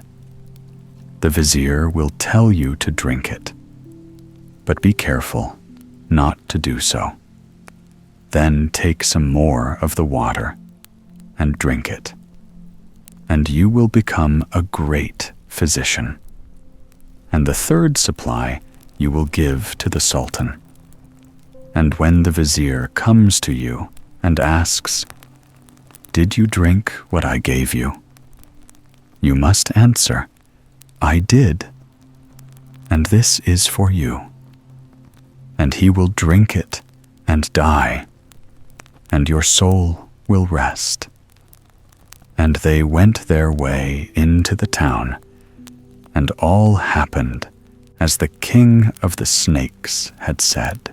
And the sultan loved Hassebu, who became a great physician and cured many sick people. But he was always sorry for the poor king of the snakes. The Maiden with the Wooden Helmet. In a little village in the country of Japan, there lived long, long ago a man and his wife. For many years they were happy and prosperous, but bad times came, and at last nothing was left them but their daughter, who was as beautiful as the morning. The neighbors were very kind and would have done anything they could to help their poor friends. But the old couple felt that since everything had changed, they would rather go elsewhere. So one day, they set off to bury themselves in the country, taking their daughter with them. Now, the mother and daughter had plenty to do in keeping the house clean and looking after the garden. But the man would sit for hours together, gazing straight in front of him, and thinking of the riches that once were his. Each day he grew more and more wretched, till at length he took to his bed and never got up again. His wife and daughter wept bitterly for his loss, and it was many months before they could take pleasure in anything. Then, one morning, the mother suddenly looked at the girl and found that she had grown still more lovely than before. Once her heart would have been glad at the sight, but now that they two were alone in the world, she feared some harm might come of it.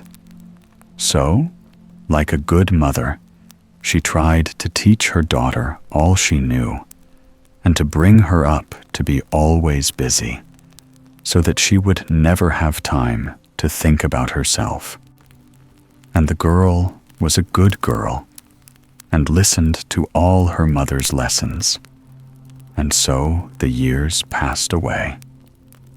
At last, one wet spring, the mother caught cold, And though in the beginning she did not pay much attention to it, she gradually grew more and more ill, and knew that she had not long to live. Then she called her daughter and told her that very soon she would be alone in the world, that she must take care of herself, as there would be no one to take care of her.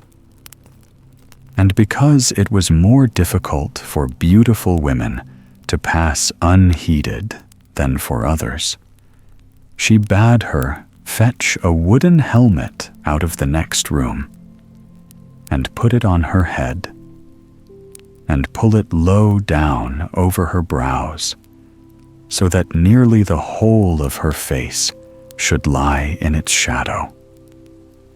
The girl did as she was bid, and her beauty was so hidden beneath the wooden cap, which covered up all her hair, that she might have gone through any crowd, and no one would have looked twice at her. And when she saw this, the heart of the mother was at rest, and she lay back in her bed and died. The girl wept for many days, but by and by she felt that, being alone in the world, she must go and get work, for she had only herself to depend upon. There was none to be got by staying where she was. So she made her clothes into a bundle and walked over the hills till she reached the house of the man who owned the fields in that part of the country. And she took service with him and labored for him early and late. And every night when she went to bed, she was at peace, for she had not forgotten one thing that she had promised her mother. And, however hot the sun might be, she always kept the wooden helmet on her head. And the people gave her the nickname of Hachihaime. In spite, however, of all her care, the fame of her beauty spread abroad. Many of the impudent young men that are always to be found in the world stole softly up behind her while she was at work and tried to lift off the wooden helmet. But the girl would have nothing to say to them and only bade them be off.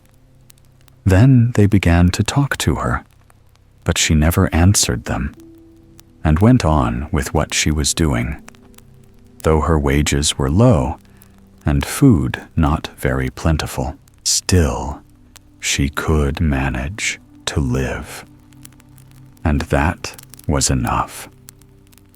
One day, her master happened to pass through the field where she was working, and was struck by her industry and stopped to watch her. After a while, he put 1 or 2 questions to her, and then led her into his house, and told her that henceforward her only duty should be to tend his sick wife. From this time, the girl felt as if all her troubles were ended, but the worst of them was yet to come.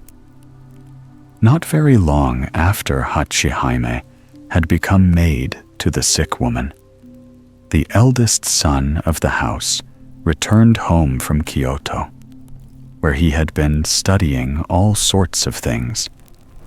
He was tired of the splendors of the town and its pleasures, and was glad enough to be back in the green country, among the peach blossoms and sweet flowers. Strolling about in the early morning, he caught sight of the girl with the odd wooden helmet on her head, and immediately he went to his mother to ask who she was and where she came from, and why she wore that strange thing over her face. His mother answered that it was a whim, and nobody could persuade her to lay it aside, whereat the young man laughed, but kept his thoughts to himself. One hot day, however, he happened to be going towards home when he caught sight of his mother's waiting maid kneeling by a little stream that flowed through the garden, splashing some water over her face. The helmet was pushed on one side, and as the youth stood watching from behind a tree, he had a glimpse of the girl's great beauty, and he determined that no one else should be his wife. But when he told his family of his resolve to marry her, they were very angry, and made up all sorts of wicked stories about her. However, they might have spared themselves the trouble, as he knew it was only idle talk. "I have merely to remain firm," thought he, "and they will have to give in." It was such a good match for the girl that it never occurred to anyone that she would refuse the young man. But so it was. It would not be right, she felt, to make a quarrel in the house, and though in secret she wept bitterly, for a long while nothing would make her change her mind. At length, one night, her mother appeared to her in a dream and bade her marry the young man. So the next time he asked her, as he did nearly every day, to his surprise and joy, she consented. The parents then saw they had better make the best of a bad business, and set about making the grand preparations suitable to the occasion. Of course, the neighbors said a great many ill-natured things about the wooden helmet, but the bridegroom was too happy to care, and only laughed at them when everything was ready for the feast, and the bride was dressed in the most beautiful embroidered dress to be found in Japan. The maids took hold of the helmet to lift it off her head, so that they might do her hair in the latest fashion.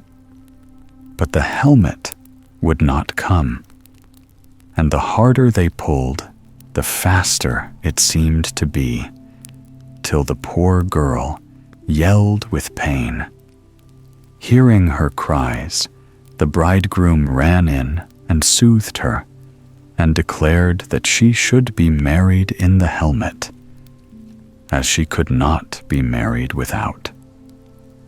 Then the ceremonies began, and the bridal pair sat together, and the cup of wine was brought them, out of which they had to drink. And when they had drunk it all, and the cup was empty, a wonderful thing happened. The helmet suddenly burst with a loud noise and fell in pieces on the ground. And as they all turned to look, they found the floor covered with precious stones which had fallen out of it.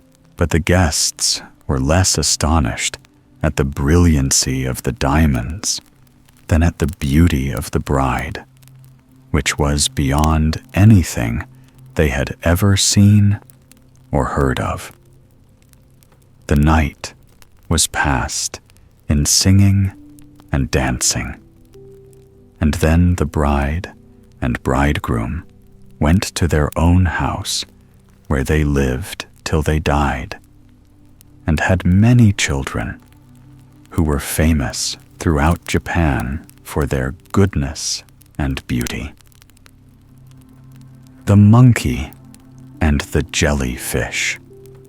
Children must often have wondered why jellyfishes have no shells. Like so many of the creatures that are washed up every day on the beach.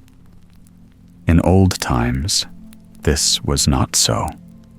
The jellyfish had as hard a shell as any of them, but he lost it through his own fault, as may be seen in this story. The sea queen Otohime, whom you read of in the story of Urashima Toro, grew suddenly very ill. The swiftest messengers were sent hurrying to fetch the best doctors from every country under the sea, but it was all of no use. The queen grew rapidly worse instead of better. Everyone had almost given up hope when one day a doctor arrived who was cleverer than the rest and said that the only thing that would cure her was the liver of an ape. Now apes do not dwell under the sea, so a council of the wisest heads in the nation was called to consider the question how a liver could be obtained. At length, it was decided that the turtle, whose prudence was well known, should swim to land and contrive to catch a living ape and bring him safely to the ocean kingdom. It was easy enough for the council to entrust this mission to the turtle, but not at all so easy for him to fulfill it.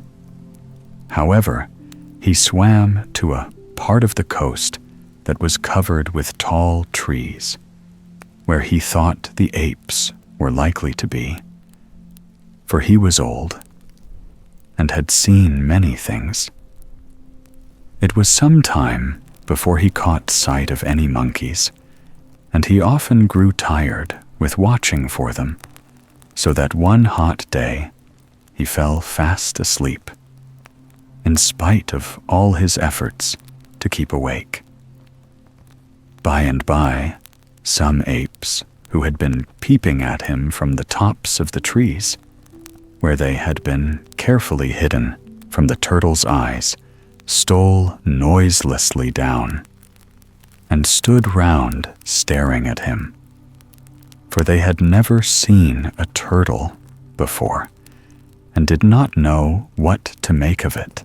At last, one young monkey, bolder than the rest, stooped down and stroked the shining shell that the strange new creature wore on its back. The movement, gentle though it was, woke the turtle. With one sweep, he seized the monkey's hand in his mouth and held it tight, in spite of every effort to pull it away.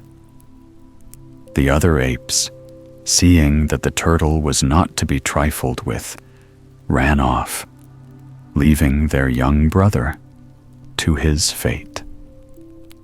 Then the turtle said to the monkey, "If you will be quiet and do what I tell you, I won't hurt you. But you must get on my back and come with me."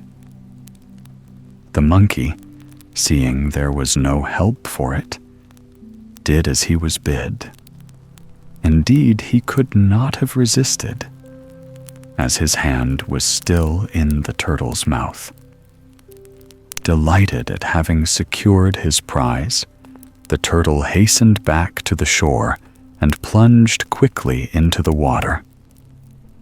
He swam faster than he had ever done before, and soon reached the royal palace. Shouts of joy broke forth from the attendants when he was seen approaching, and some of them ran to tell the queen that the monkey was there, and that before long she would be as well as ever she was.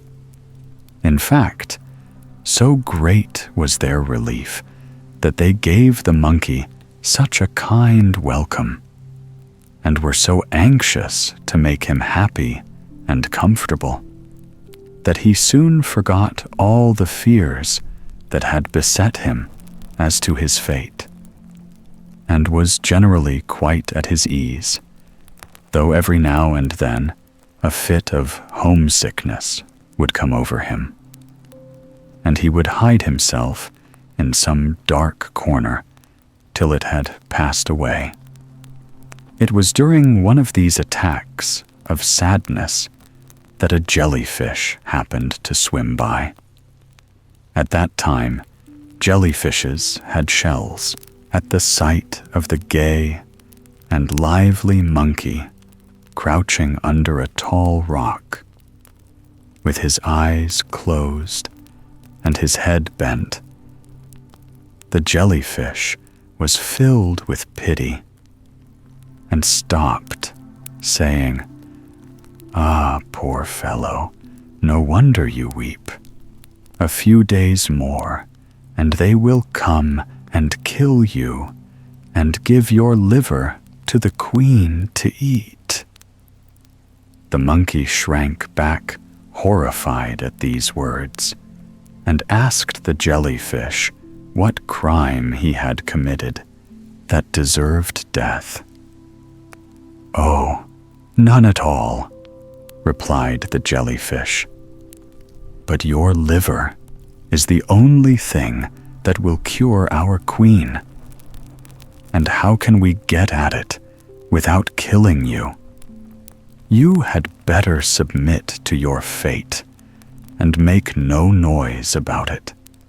For though I pity you from my heart, there is no way of helping you." Then he went away, leaving the ape cold with horror. At first, he felt as if his liver was already being taken from his body, but soon he began to wonder if there was no means of escaping this terrible death. And at length, he invented a plan which he thought would do.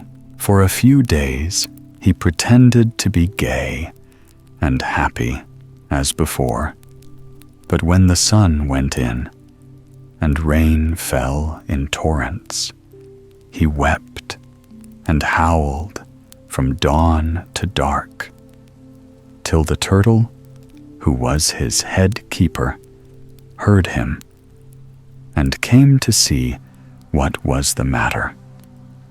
Then the monkey told him that before he left home, he had hung his liver out on a bush to dry, and if it was always going to rain like this, it would become quite useless. And the rogue made such a fuss and moaning that he would have melted a heart of stone, and nothing would content him but that somebody should carry him back to land and let him fetch his liver again. The queen's counselors were not the wisest of people, and they decided between them that the turtle should take the monkey back to his native land and allow him to get his liver off the bush, but desired the turtle not to lose sight of his charge for a single moment. The monkey knew this, but trusted to his power of beguiling the turtle when the time came, and mounted on his back with feelings of joy, which he was, however, careful to conceal. They set out, and in a few hours were wandering about the forest where the ape had first been caught. And when the monkey saw his family peering out from the treetops, he swung himself up by the nearest branch, just managing to save his hind leg from being seized by the turtle. He told them all the dreadful things that had happened to him, and gave a war cry which brought the rest of the tribe from the neighboring hills.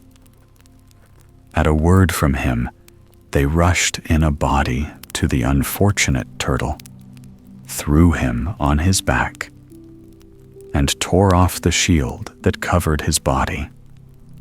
Then, with mocking words, they hunted him to the shore and into the sea, which he was only too thankful to reach alive. Faint and exhausted, he entered the queen's palace, for the cold of the water struck upon his naked body and made him feel ill and miserable. But wretched though he was, he had to appear before the queen's advisors and tell them all that had befallen him, and how he had suffered the monkey to escape. But, as sometimes happens, the turtle was allowed to go scot-free, and had his shell given back to him, and all the punishment fell on the poor jellyfish, who was condemned by the queen to go shieldless forever after. The Headless Dwarfs. There was once a minister who spent his whole time in trying to find a servant who would undertake to ring the church bells at midnight, in addition to all his other duties. Of course, it was not everyone who cared to get up in the middle of the night, when he had been working hard all day. Still, a good many had agreed to do it. But the strange thing was that no sooner had the servant set forth to perform his task than he disappeared, as if the earth had swallowed him up. No bells were rung, and no ringer ever came back.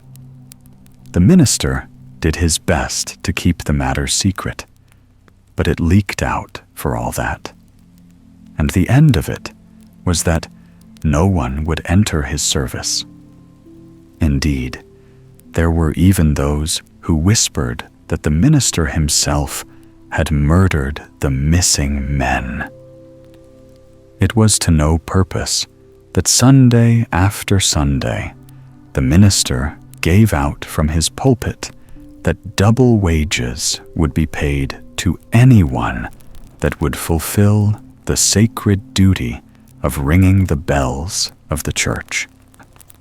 No one took the slightest notice of any offer he might make, and the poor man was in despair when one day, as he was standing at his house door, a youth known in the village as Cleaver Hans came up to him.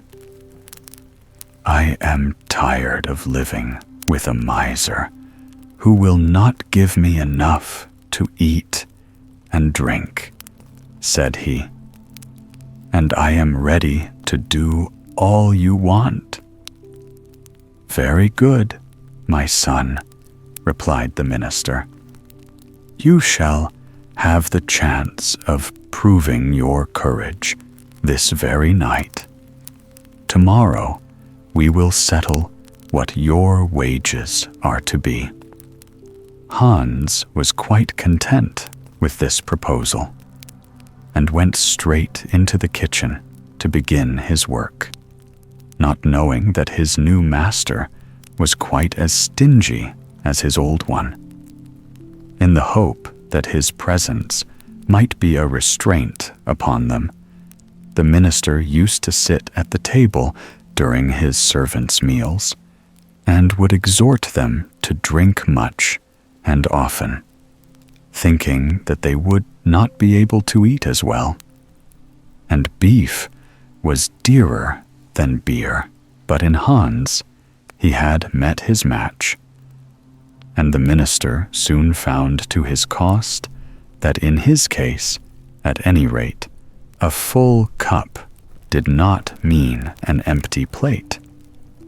About an hour before midnight, Hans entered the church and locked the door behind him. But what was his surprise when, in place of the darkness and silence he expected, he found the church brilliantly lighted, and a crowd of people sitting round a table playing cards. Hans felt no fear at this strange sight, or was prudent enough to hide it if he did, and going up to the table, sat down amongst the players. One of them looked up and asked, "My friend, what are you doing here?" And Hans gazed at him for a moment, then laughed and answered, "Well, if anybody has a right to put that question, it is I. And if I do not put it, it will certainly be wiser for you not to do so." Then he picked up some cards and played with the unknown men as if he had known them all his life. The luck was on his side, and soon the money of the other gamblers found its way from their pockets into his. On the stroke of midnight, the cock crew, and in an instant, lights, table, cards, and people all had vanished, and Hans was left alone. He groped about for some time till he found the staircase in the tower, and then began to feel his way up the steps. On the first landing, a glimmer of light came through a slit in the wall, and he saw a tiny man sitting there, without a head. "Ho, ho, my little fellow, what are you doing there?" asked Hans, and without waiting for an answer, gave him a kick which sent him flying down the stairs. Then he climbed higher still, and finding as he went dumb watchers sitting on every landing, treated them as he had done the first. At last he reached the top, and as he paused for a moment to look round him, he saw another headless man, cowering in the very bell itself, waiting till Hans should seize the bell pull in order to strike him a blow with the clapper, which would soon have made an end of him. "Stop, my little friend," cried Hans. "That is not part of the bargain. Perhaps you saw how your comrades walked downstairs, and you are going after them. But as you are in the highest place, you shall make a more dignified exit, and follow them through the window." With these words, he began to climb the ladder, in order to take the little man from the bell and carry out his threat. At this, the dwarf cried out imploringly, "Oh, brother, spare my life, and I promise that neither I nor my comrades will ever trouble you any more. I am small and weak, but who knows whether someday I shall not be able to reward you." "You wretched little shrimp," replied Hans. "A great deal of good your gratitude is likely to do me. But as I happen to be feeling in a cheerful mood tonight, I will let you have your life. But take care how you come across me again, or you may not escape so easily." The headless man thanked him humbly, slid hastily down the bell rope, and ran down the steps of the tower as if he had left a fire behind him. Then Hans began to ring lustily. When the minister heard the sound of the midnight bells, he wondered greatly, but rejoiced that he had at last found someone to whom he could trust this duty. Hans rang the bells for some time, then went to the hayloft and fell fast asleep.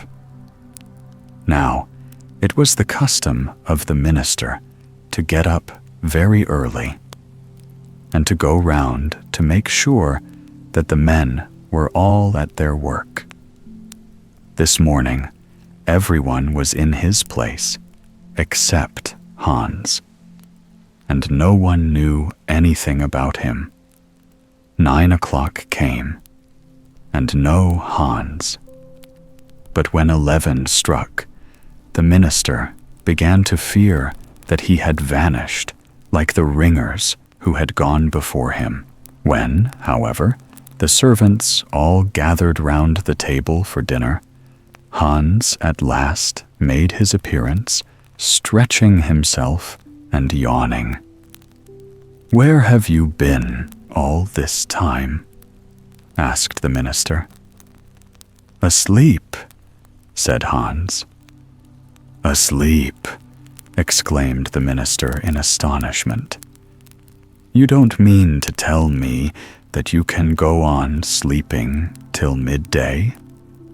"That is exactly what I do mean," replied Hans. "If one works in the night, one must sleep in the day. Just as if one works in the day, one sleeps in the night. If you can find somebody else to ring the bells at midnight, I am ready to begin work at dawn. But if you want me to ring them, I must go on sleeping till noon at the very earliest." The minister tried to argue the point with him, but at length the following agreement was come to. Hans was to give up the ringing and was to work like the rest from sunrise to sunset, with the exception of an hour after breakfast and an hour after dinner, when he might go to sleep. "But, of course," added the minister carelessly, "it may happen now and then, especially in winter, when the days are short, that you will have to work a little longer to get something finished." "Not at all," answered Hans. "Unless I were to leave off work earlier in summer, I will not do a stroke more than I have promised, and that is from dawn to dark. So you know what you have to expect." A few weeks later, the minister was asked to attend a christening in the neighboring town.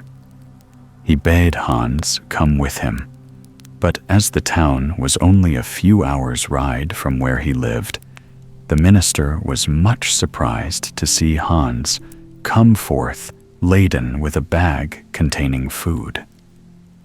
"What are you taking that for?" asked the minister. "We shall be there before dark." "Who knows?" replied Hans. "Many things may happen to delay our journey, and I need not remind you of our contract that the moment the sun sets, I cease to be your servant. If we don't reach the town while it is still daylight, I shall leave you to shift for yourself." The minister thought he was joking and made no further remark. But when they had left the village behind them and had ridden a few miles, they found that snow had fallen during the night and had been blown by the wind into drifts. This hindered their progress, and by the time they had entered the thick wood which lay between them and their destination, The sun was already touching the tops of the trees. The horses plowed their way slowly through the deep, soft snow, and as they went, Hans kept turning to look at the sun, which lay at their backs. "Is there anything behind you?" asked the minister. "Or what is it you are always turning round for?" "I turn round because I have no eyes in the back of my neck," said Hans. "Cease talking nonsense," replied the minister, "and give all your mind to getting us to the town before nightfall." Hans did not answer, but rode on steadily, though every now and then he cast a glance over his shoulder. When they arrived in the middle of the wood, the sun sank altogether. Then Hans reined up his horse, took his knapsack, and jumped out of the sledge. "What are you doing? Are you mad?" asked the minister. But Hans answered quietly, "The sun is set, and my work is over, and I am going to camp here for the night." In vain the master prayed and threatened, and promised Hans a large reward if he would only drive him on. The young man was not to be moved. "Are you not ashamed to urge me to break my word?" said he. "If you want to reach the town tonight, you must go alone. The hour of my freedom has struck, and I cannot go with you." "My good Hans," entreated the minister, "I really ought not to leave you here. Consider what danger you would be in. Yonder, as you see, a gallows is set up, and 2 evildoers are hanging on it. You could not possibly sleep with such ghastly neighbors." "Why not?" asked Hans. "Those gallows birds hang high in the air, and my camp will be on the ground. We shall have nothing to do with each other." As he spoke, he turned his back on the minister and went his way. There was no help for it, and the minister had to push on by himself if he expected to arrive in time for the christening. His friends were much surprised to see him drive up without a coachman, and thought some accident had happened. But when he told them of his conversation with Hans, they did not know which was the most foolish, master or man. It would have mattered little to Hans had he known what they were saying or thinking of him. He satisfied his hunger with the food he had in his knapsack, lit his pipe, pitched his tent under the boughs of a tree, wrapped himself in his furs, and went sound asleep. After some hours, he was awakened by a sudden noise, and sat up and looked about him. The moon was shining brightly above his head, and close by stood 2 headless dwarfs, talking angrily. At the sight of Hans, the little dwarfs cried out, "It is he! It is he!" And one of them, stepping nearer, exclaimed, "Ah, my old friend! It is a lucky chance that has brought us here. My bones still ache from my fall down the steps of the tower. I dare say you have not forgotten that night. Now it is the turn of your bones. "Hi! Comrades, make haste! Make haste!" Like a swarm of midges, a host of tiny headless creatures seemed to spring straight out of the ground. And every one was armed with a club. Although they were so small, yet there were such numbers of them, and they struck so hard that even a strong man could do nothing against them. Hans thought his last hour was come, when just as the fight was at the hottest, another little dwarf arrived on the scene. "Hold, comrades!" he shouted, turning to the attacking party. "This man once did me a service, and I am his debtor. When I was in his power, he granted me my life. And even if he did throw you downstairs, well, a warm bath soon cured your bruises, so you must just forgive him and go quietly home." The Headless Dwarfs listened to his words and disappeared as suddenly as they had come. As soon as Hans recovered himself a little, he looked at his rescuer and saw he was the dwarf he had found seated in the church bell. "Ah," said the dwarf, seating himself quietly under the tree. "You laughed at me when I told you that someday I might do you a good turn. Now you see, I was right, and perhaps you will learn for the future not to despise any creature, however small." "I thank you from my heart," answered Hans. "My bones are still sore from their blows, and had it not been for you, I should indeed have fared badly. I have almost paid my debt," went on the little man. "But as you have suffered already, I will do more and give you a piece of information. You need not remain any longer in the service of that stingy minister. But when you get home tomorrow, go at once to the north corner of the church, and there you will find a large stone built into the wall, but not cemented like the rest. The day after tomorrow, the moon is full, and at midnight you must go to the spot and get the stone out of the wall with a pickaxe. Under the stone lies a great treasure, which has been hidden there in time of war.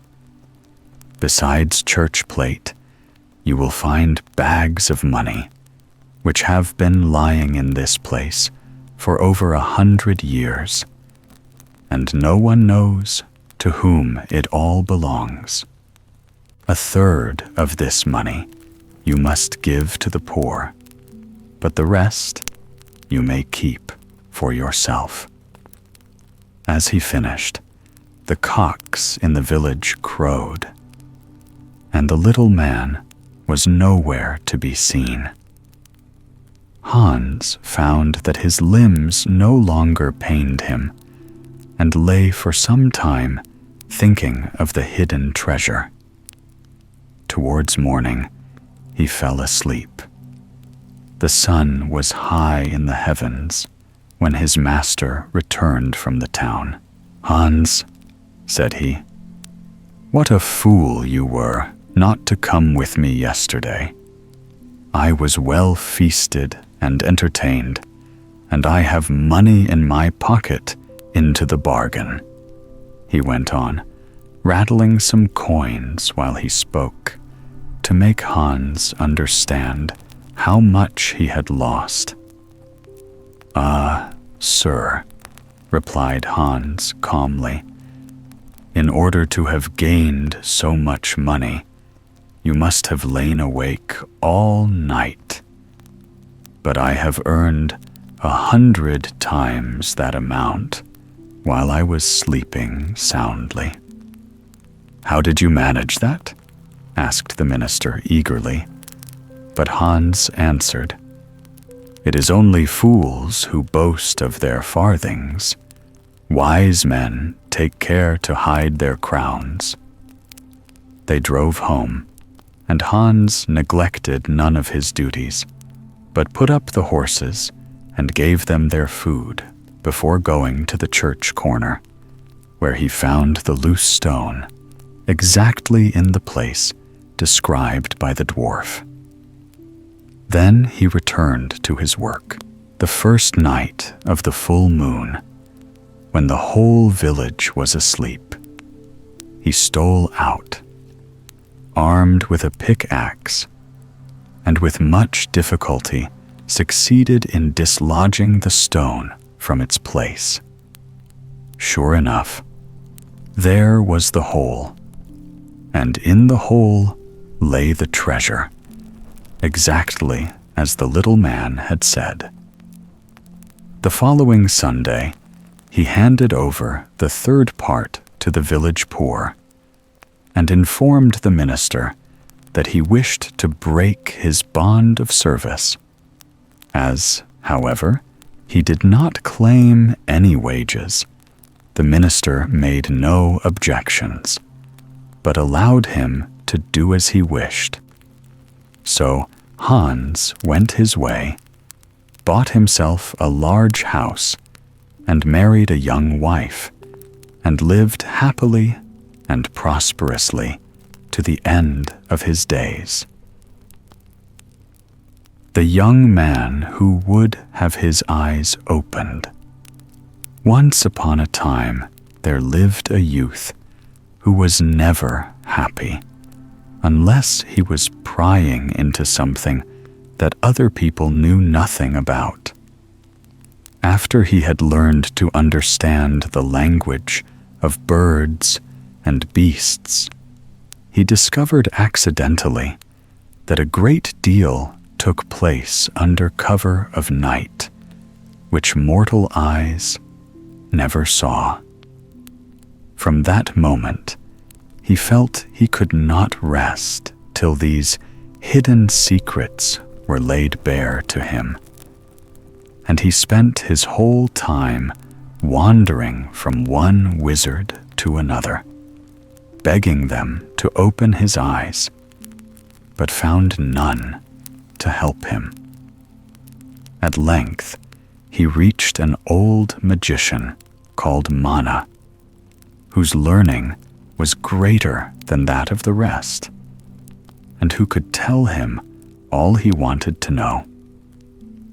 But when the old man had listened attentively to him, he said warningly, "My son, do not follow after empty knowledge, which will not bring you happiness, but rather evil. Much is hidden from the eyes of men, because did they know everything, their hearts would no longer be at peace. Knowledge kills joy. Therefore think well what you are doing, or someday you will repent. But if you will not take my advice, then truly I can show you the secrets of the night. Only you will need more than a man's courage to bear the sight." He stopped and looked at the young man, who nodded his head. And then the wizard continued, "Tomorrow night you must go to the place where, once in 7 years, the Serpent King gives a great feast to his whole court. In front of him stands a golden bowl filled with goat's milk, and if you can manage to dip a piece of bread in this milk and eat it before you are obliged to fly, you will understand all the secrets of the night that are hidden from other men. It is lucky for you that the Serpent King's feast happens to fall this year. Otherwise, you would have had long to wait for it. But take care to be quick and bold, or it will be the worse for you." The young man thanked the wizard for his counsel and went his way, firmly resolved to carry out his purpose, even if he paid for it with his life. And when night came, he set out for a wide, lonely moor where the Serpent King held his feast. With sharpened eyes, he looked eagerly all round him, but could see nothing but a multitude of small hillocks that lay motionless under the moonlight. He crouched behind a bush for some time, till he felt that midnight could not be far off, when suddenly there arose in the middle of the moor a brilliant glow, as if a star was shining over one of the hillocks. At the same moment, all the hillocks began to writhe and to crawl, and from each one came hundreds of serpents and made straight for the glow, where they knew they should find their king. When they reached the hillock where he dwelt, which was higher and broader than the rest, and had a bright light hanging over the top, they coiled themselves up and waited.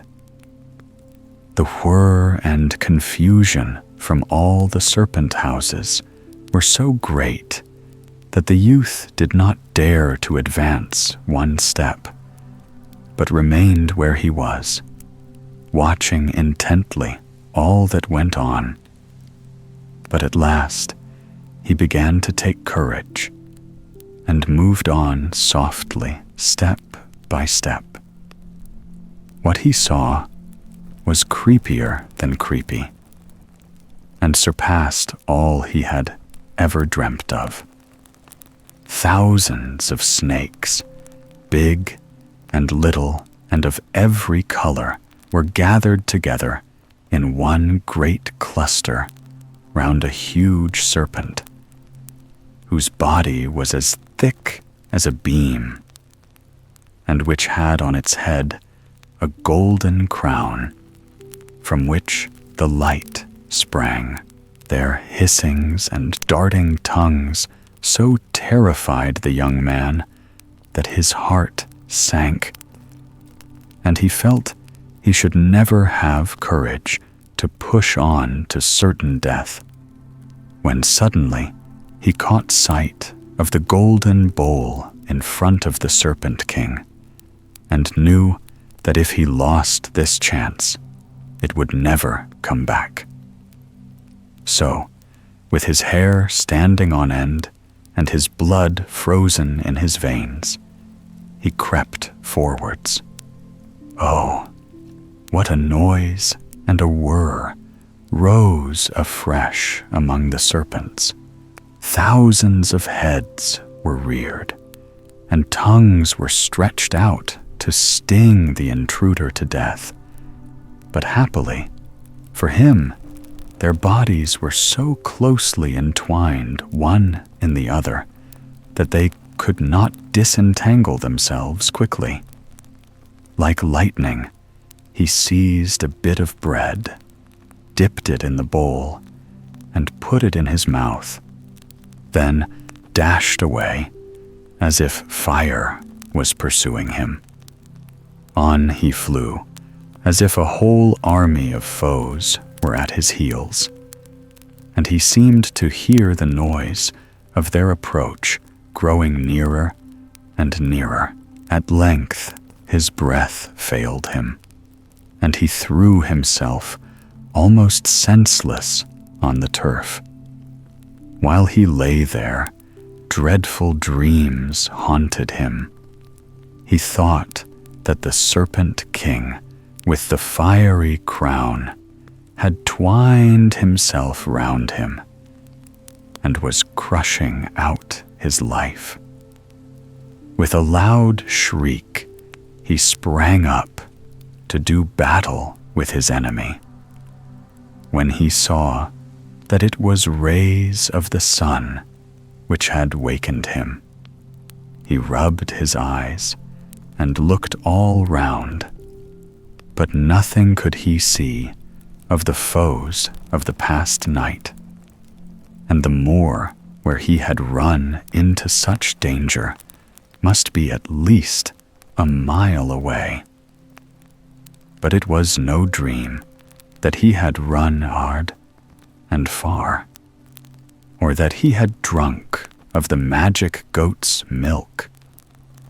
And when he felt his limbs and found them whole, his joy was great that he had come through such perils with a sound skin. After the fatigues and terrors of the night, he lay still till midday, but he made up his mind he would go that very evening into the forest to try what the goat's milk could really do for him, and if he would now be able to understand all that had been a mystery to him. And once in the forest, his doubts were set at rest, for he saw what no mortal eyes had ever seen before. Beneath the trees were golden pavilions, with flags of silver all brightly lighted up. He was still wondering why the pavilions were there, when a noise was heard among the trees, as if the wind had suddenly got up, and on all sides beautiful maidens stepped from the trees into the bright light of the moon. These were the wood nymphs, daughters of the Earth Mother, who came every night to hold their dances in the forest. The young man, watching from his hiding place, wished he had 100 eyes in his head, for 2 were not nearly enough for the sight before him, the dances lasting till the first streaks of dawn. Then a silvery veil seemed to be drawn over the ladies, and they vanished from sight. But the young man remained where he was till the sun was high in the heavens, and then went home. He felt that day to be endless, and counted the minutes till night should come, and he might return to the forest.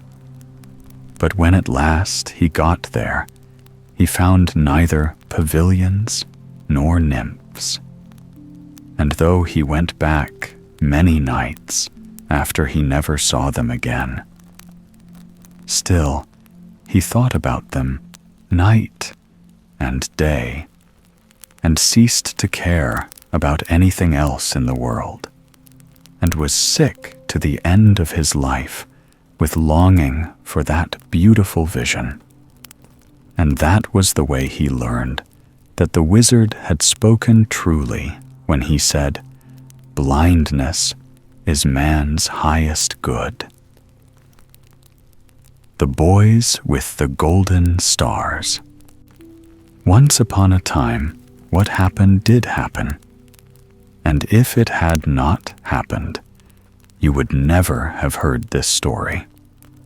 Well, once upon a time there lived an emperor who had half a world all to himself to rule over.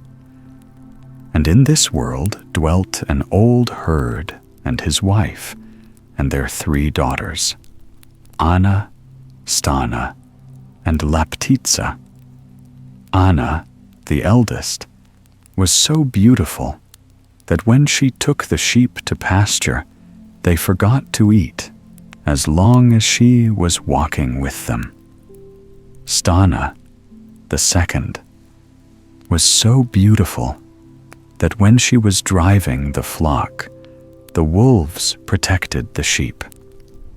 But Laptitsa, the youngest, with a skin as white as the foam on the milk, and with hair as soft as the finest lamb's wool, was as beautiful as both her sisters put together, as beautiful as she alone could be. One summer day, when the rays of the sun were pouring down on the earth, the three sisters went to the wood on the outskirts of the mountain to pick strawberries. As they were looking about to find where the largest berries grew, they heard the tramp of horses approaching, so loud that you would have thought a whole army was riding by. But it was only the emperor going to hunt with his friends and attendants. They were all fine, handsome young men who sat their horses as if they were part of them. But the finest and handsomest of all was the young emperor himself. As they drew near the three sisters and marked their beauty, they checked their horses and rode slowly by. "Listen, sisters," said Anna as they passed on. "If one of those young men should make me his wife, I would bake him a loaf of bread which should keep him young and brave forever." "And if I," said Stana, "should be the one chosen, I would weave my husband a shirt which will keep him unscathed when he fights with dragons. When he goes through water, he will never even be wet. Or if through fire, it will not scorch him."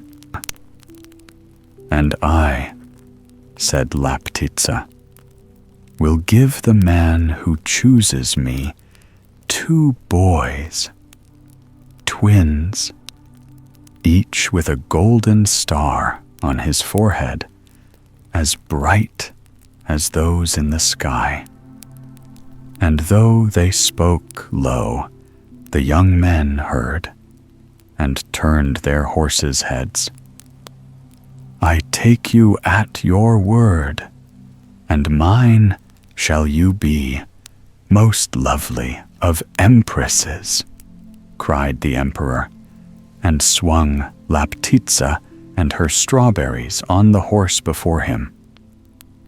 "And I will have you." "And I you," exclaimed 2 of his friends, and they all rode back to the palace together. The following morning, the marriage ceremony took place, and for 3 days and 3 nights there was nothing but feasting over the whole kingdom. And when the rejoicings were over, the news was in everybody's mouth that Anna had sent for corn and had made the loaf of which she had spoken at the strawberry beds.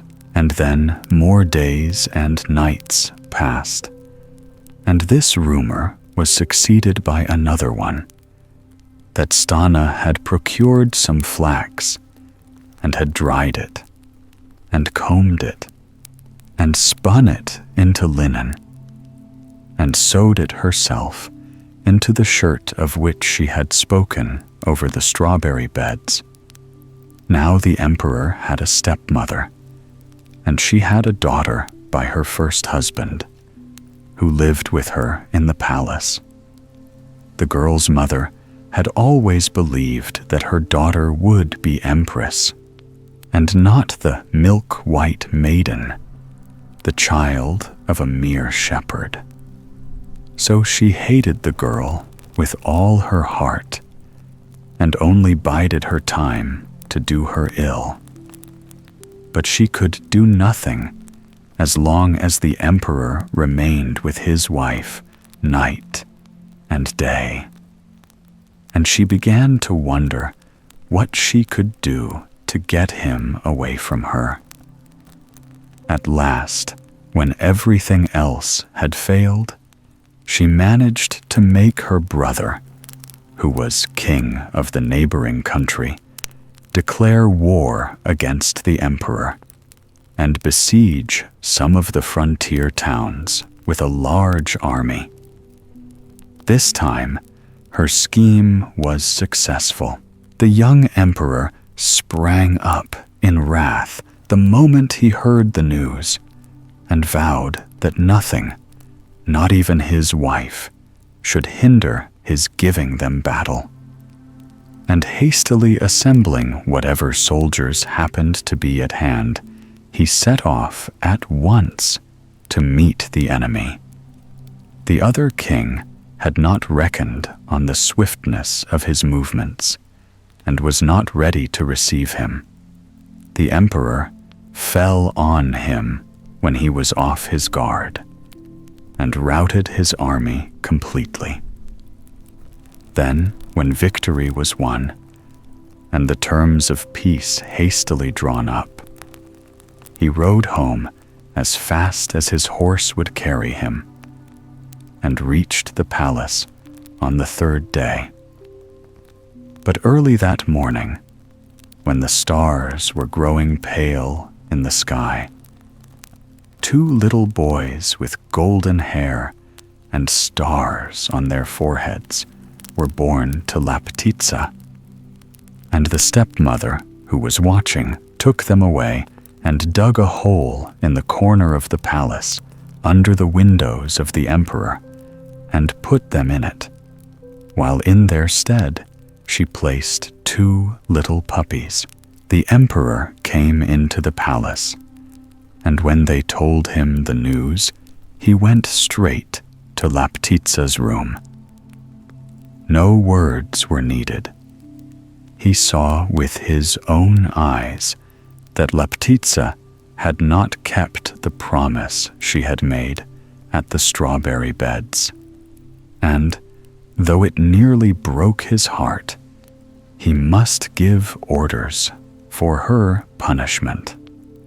So he went out sadly and told his guards that the empress was to be buried in the earth up to her neck, so that everyone might know what would happen to those who dared to deceive the emperor. Not many days after, the stepmother's wish was fulfilled. The emperor took her daughter to wife, and again the rejoicings lasted for 3 days and 3 nights. Let us now see what happened to the two little boys. The poor little babies had found no rest even in their graves.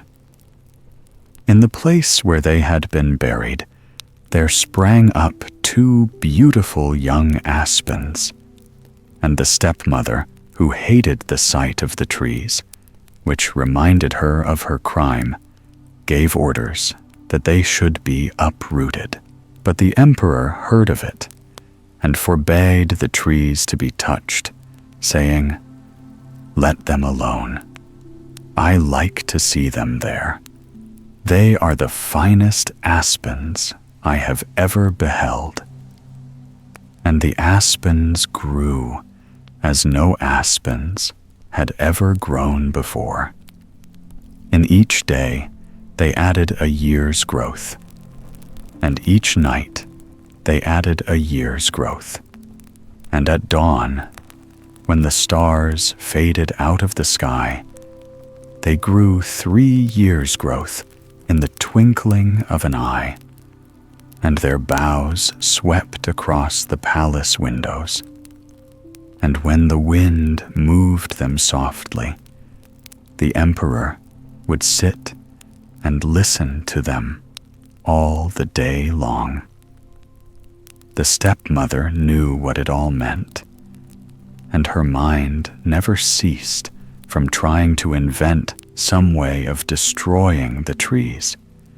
It was not an easy thing, but a woman's will can press milk out of a stone, and her cunning will overcome heroes. What craft will not do soft words may attain. And if these do not succeed, there still remains the resource of tears. One morning, the Empress sat on the edge of her husband's bed and began to coax him with all sorts of pretty ways. It was some time before the bait took, but at length, even emperors are only men. "Well, well," he said at last, "have your way and cut down the trees, but out of one they shall make a bed for me, and out of the other one for you." And with this, the Empress was forced to be content. The aspens were cut down next morning, and before night, the new bed had been placed in the Emperor's room. Now, when the Emperor lay down in it, he seemed as if he had grown 100 times heavier than usual. Yet he felt a kind of calm that was quite new to him. But the Empress felt as if she was lying on thorns and nettles, and could not close her eyes. When the Emperor was fast asleep, the bed began to crack loudly, and to the Empress each crack had a meaning. She felt as if she were listening to a language which no one but herself could understand. "Is it too heavy for you, little brother?" asked one of the beds. "Oh, no, it is not heavy at all," answered the bed in which the Emperor was sleeping. "I feel nothing but joy now that my beloved father rests over me." "It is very heavy for me," said the other bed, "for on me lies an evil soul." And so they talked on till the morning, the Empress listening all the while. By daybreak, the Empress had determined how to get rid of the beds. She would have 2 others made exactly like them, and when the Emperor had gone hunting, they should be placed in his room. This was done, and the aspen beds were burnt in a large fire, till only a little heap of ashes was left. Yet while they were burning, the Empress seemed to hear the same words, which she alone could understand. Then she stooped and gathered up the ashes, and scattered them to the 4 winds, so that they might blow over fresh lands and fresh seas, and nothing remain of them. But she had not seen that where the fire burnt brightest, 2 sparks flew up, and after floating in the air for a few moments, fell down into the great river that flows through the heart of the country. Here the sparks had turned into 2 little fishes with golden scales, and one was so exactly like the other that everyone could tell at the first glance that they must be twins. Early one morning, the Emperor's fishermen went down to the river to get some fish for their master's breakfast, and cast their nets into the stream. As the last star twinkled out of the sky, they drew them in, and among the multitude of fishes lay 2 with scales of gold, such as no man had ever looked on. They all gathered round and wondered, and after some talk, they decided that they would take the little fishes alive as they were, and give them as a present to the emperor. "Do not take us there, for that is whence we came, and yonder lies our destruction," said one of the fishes. "But what are we to do with you?" asked the fisherman. "Go and collect all the dew that lies on the leaves, and let us swim in it. Then lay us in the sun, and do not come near us till the sun's rays shall have dried off the dew," answered the other fish. The fisherman did as they told him, gathered the dew from the leaves, and let them swim in it. Then put them to lie in the sun till the dew should be all dried up. And when he came back, what do you think he saw?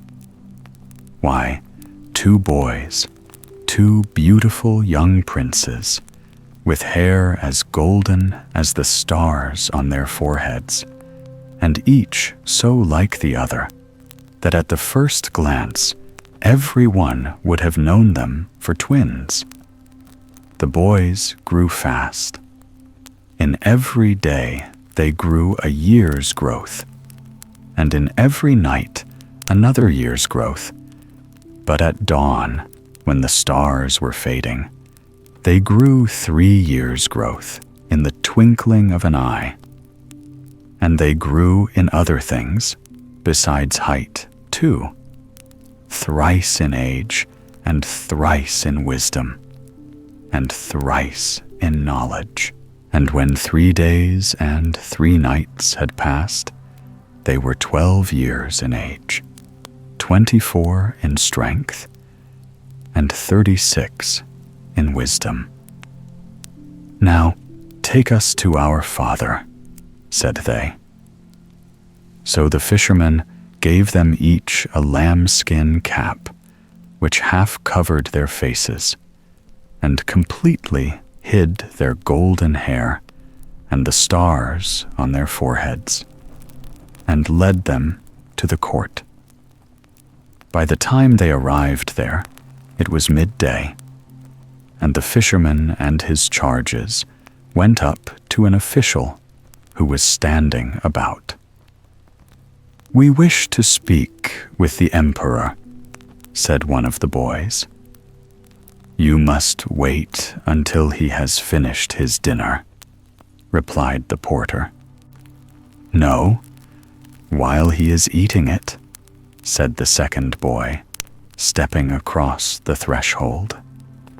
The attendants all ran forward to thrust such impudent youngsters outside the palace.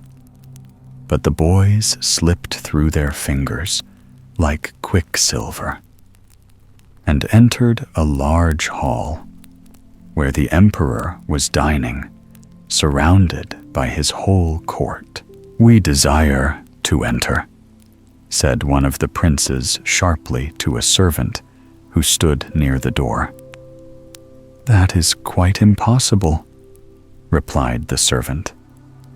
"Is it? Let us see," said the second prince, pushing the servants to right and left. But the servants were many, and the princes only 2. There was the noise of a struggle which reached the emperor's ears. "What is the matter?" asked he angrily. The princes stopped at the sound of their father's voice. "2 boys who want to force their way in," replied one of the servants, approaching the emperor. "To force their way in? Who dares to use force in my palace?" "What boys are they?" said the emperor, all in one breath. "We know not, O mighty emperor," answered the servant, "but they must surely be akin to you, for they have the strength of lions and have scattered the guards at the gate, and they are as proud as they are strong, for they will not take their caps from their heads." The emperor, as he listened, grew red with anger. "Thrust them out," cried he. "Set the dogs after them. Leave us alone, and we will go quietly," said the princes, and stepped backwards, weeping silently at the harsh words.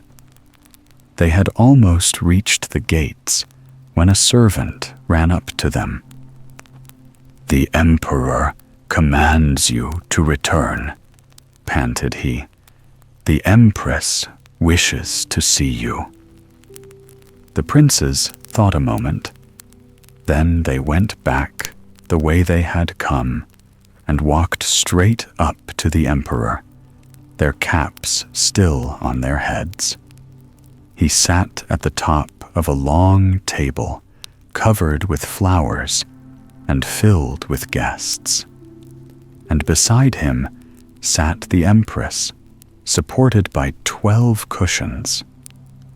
When the princes entered, one of the cushions fell down, and there remained only 11. "Take off your caps," said one of the courtiers. "A covered head is among men a sign of honor. We wish to seem what we are." "Never mind," said the emperor, whose anger had dropped before the silvery tones of the boy's voice. "Stay as you are, but tell me who you are. Where do you come from, and what do you want?"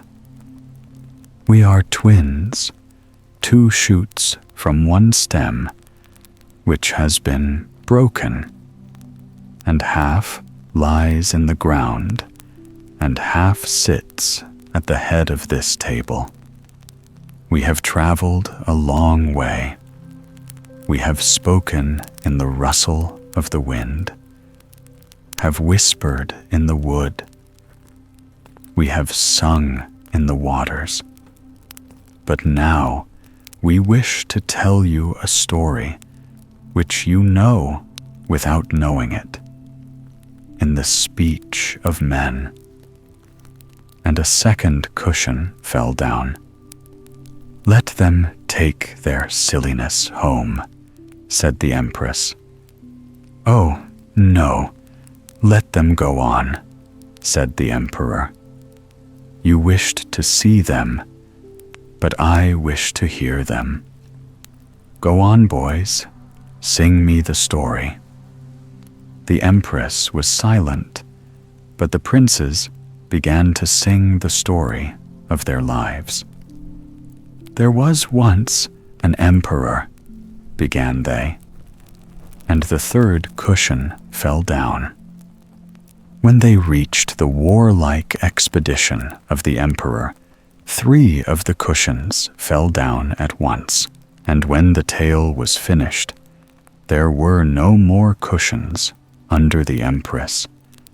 But the moment that they lifted their caps and showed their golden hair and the golden stars, the eyes of the emperor and of all his guests were bent on them, and they could hardly bear the power of so many glances.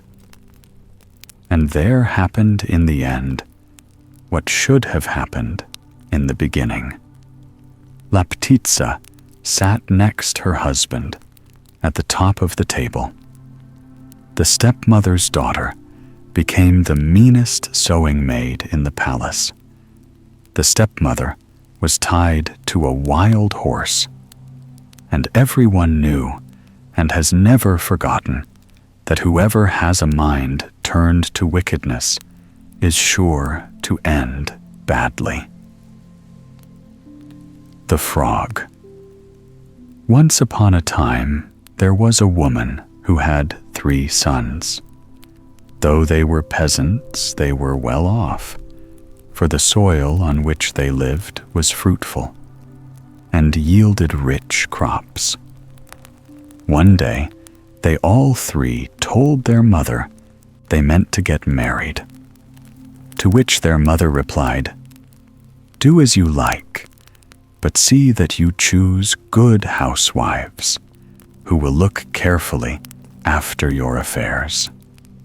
And to make certain of this, take with you these 3 skeins of flax and give it to them to spin. Whoever spins the best will be my favorite daughter-in-law." Now the 2 eldest sons had already chosen their wives, so they took the flax from their mother and carried it off with them to have it spun as she had said. But the youngest son was puzzled what to do with his skein, as he knew no girl, never having spoken to any, to whom he could give it to be spun. He wandered hither and thither, asking the girls that he met if they would undertake the task for him. But at the sight of the flax, they laughed in his face and mocked at him. Then in despair, he left their villages and went out into the country, and seating himself on the bank of a pond, began to cry bitterly. Suddenly, there was a noise close beside him, and a frog jumped out of the water onto the bank and asked him why he was crying. The youth told her of his trouble, and how his brothers would bring home linen spun for them by their promised wives, but that no one would spin his thread. Then the frog answered, "Do not weep on that account. Give me the thread, and I will spin it for you." And having said this, she took it out of his hand and flopped back into the water. And the youth went back, not knowing what would happen next. In a short time, the 2 elder brothers came home, and their mother asked to see the linen, which had been woven out of the skeins of flax she had given them. They all 3 left the room, and in a few minutes, the 2 eldest returned, bringing with them the linen that had been spun by their chosen wives. But the youngest brother was greatly troubled, for he had nothing to show for the skein of flax that had been given to him. Sadly, he betook himself to the pond, and sitting down on the bank, began to weep. Flop! And the frog appeared out of the water close beside him. "Take this," she said. "Here is the linen that I have spun for you." You may imagine how delighted the youth was. She put the linen into his hands, and he took it straight back to his mother, who was so pleased with it that she declared she had never seen linen so beautifully spun, and that it was far finer and whiter than the webs that the 2 elder brothers had brought home. Then she turned to her sons and said, "But this is not enough, my sons. I must have another proof as to what sort of wives you have chosen. In the house, there are 3 puppies. Each of you take one, and give it to the woman whom you mean to bring home as your wife. She must train it and bring it up. Whichever dog turns out the best, its mistress will be my favorite daughter-in-law. So the young men set out on their different ways, each taking a puppy with him. The youngest, not knowing where to go, returned to the pond, sat down once more on the bank, and began to weep. Flop! And close beside him, he saw the frog. "Why are you weeping?" she said. Then he told her his difficulty, and that he did not know to whom he should take the puppy. "Give it to me," she said, "and I will bring it up for you." And seeing that the youth hesitated, she took the little creature out of his arms and disappeared with it into the pond. The weeks and months passed, till one day the mother said she would like to see how the dogs had been trained by her future daughters-in-law. The two eldest sons departed and returned shortly, leading with them two great mastiffs who growled so fiercely and looked so savage that the mere sight of them made the mother tremble with fear. The youngest son, as was his custom, went to the pond and called on the frog to come to his rescue. In a minute, she was at his side, bringing with her the most lovely little dog, which she put into his arms. It sat up and begged with its paws, and went through the prettiest tricks, and was almost human in the way it understood, and did what it was told. In high spirits, the youth carried it off to his mother. As soon as she saw it, she exclaimed, "This is the most beautiful little dog I have ever seen. You are indeed fortunate, my son. You have won a pearl of a wife." Then, turning to the others, she said, "Here are 3 shirts. Take them to your chosen wives. Whoever sews the best will be my favorite daughter-in-law." So the young men set out once more, and again, this time, the work of the frog was much the best and the neatest. This time, the mother said, "Now that I am content with the tests I gave, I want you to go and fetch home your brides, and I will prepare the wedding feast." You may imagine what the youngest brother felt on hearing these words. Whence was he to fetch a bride? Would the frog be able to help him in this new difficulty? With bowed head and feeling very sad, he sat down on the edge of the pond. Flop! And once more, the faithful frog was beside him. "What is troubling you so much?" she asked him. And then the youth told her everything. "Will you take me for a wife?" she asked. "What should I do with you as a wife?" he replied, wondering at her strange proposal. "Once more, will you have me, or will you not?" she said. "I will neither have you, nor will I refuse you," said he.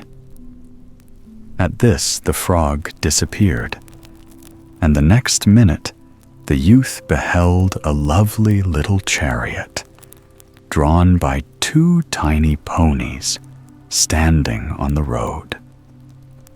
The frog was holding the carriage door open for him to step in. "Come with me," she said, and he got up and followed her into the chariot. As they drove along the road, they met 3 witches.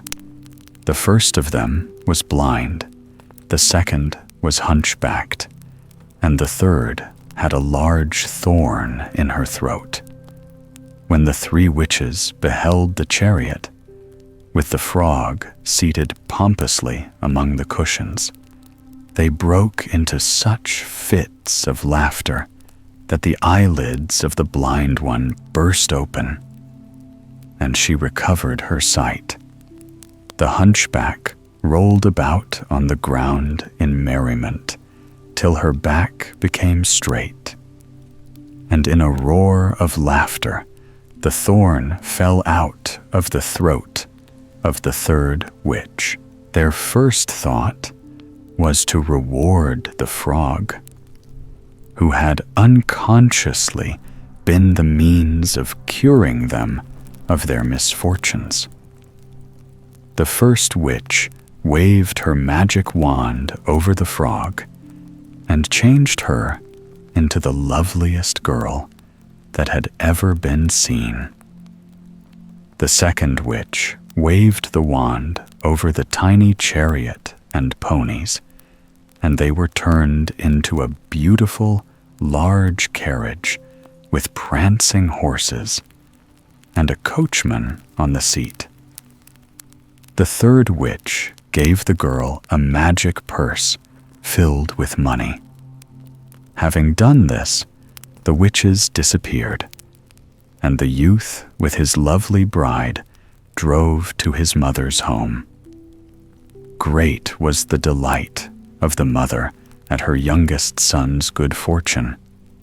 A beautiful house was built for them. She was the favorite daughter-in-law. Everything went well with them, and they lived happily ever after. The princess who was hidden underground. Once there was a king who had great riches, which, when he died, he divided among his 3 sons. The 2 eldest of these lived in rioting and feasting, and thus wasted and squandered their father's wealth till nothing remained, and they found themselves in want and misery. The youngest of the 3 sons, on the contrary, made good use of his portion. He married a wife, and soon they had a most beautiful daughter, for whom, when she was grown up, he caused a great palace to be built underground, and then killed the architect who had built it. Next, he shut up his daughter inside, and then sent heralds all over the world to make known that he who should find the king's daughter should have her to wife. If he were not capable of finding her, then he must die. Many young men sought to discover her, but all perished in the attempt. After many had met their death thus, there came a young man, beautiful to behold, and as clever as he was beautiful, who had a great desire to attempt the enterprise. First, he went to a herdsman and begged him to hide him in a sheepskin, which had a golden fleece, and in this disguise to take him to the king.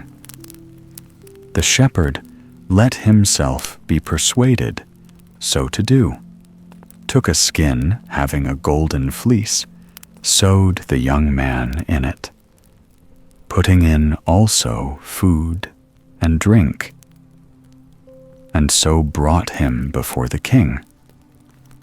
When the latter saw the golden lamb, he asked the herd, "Will you sell me this lamb?" But the herd answered, "No, O king, I will not sell it.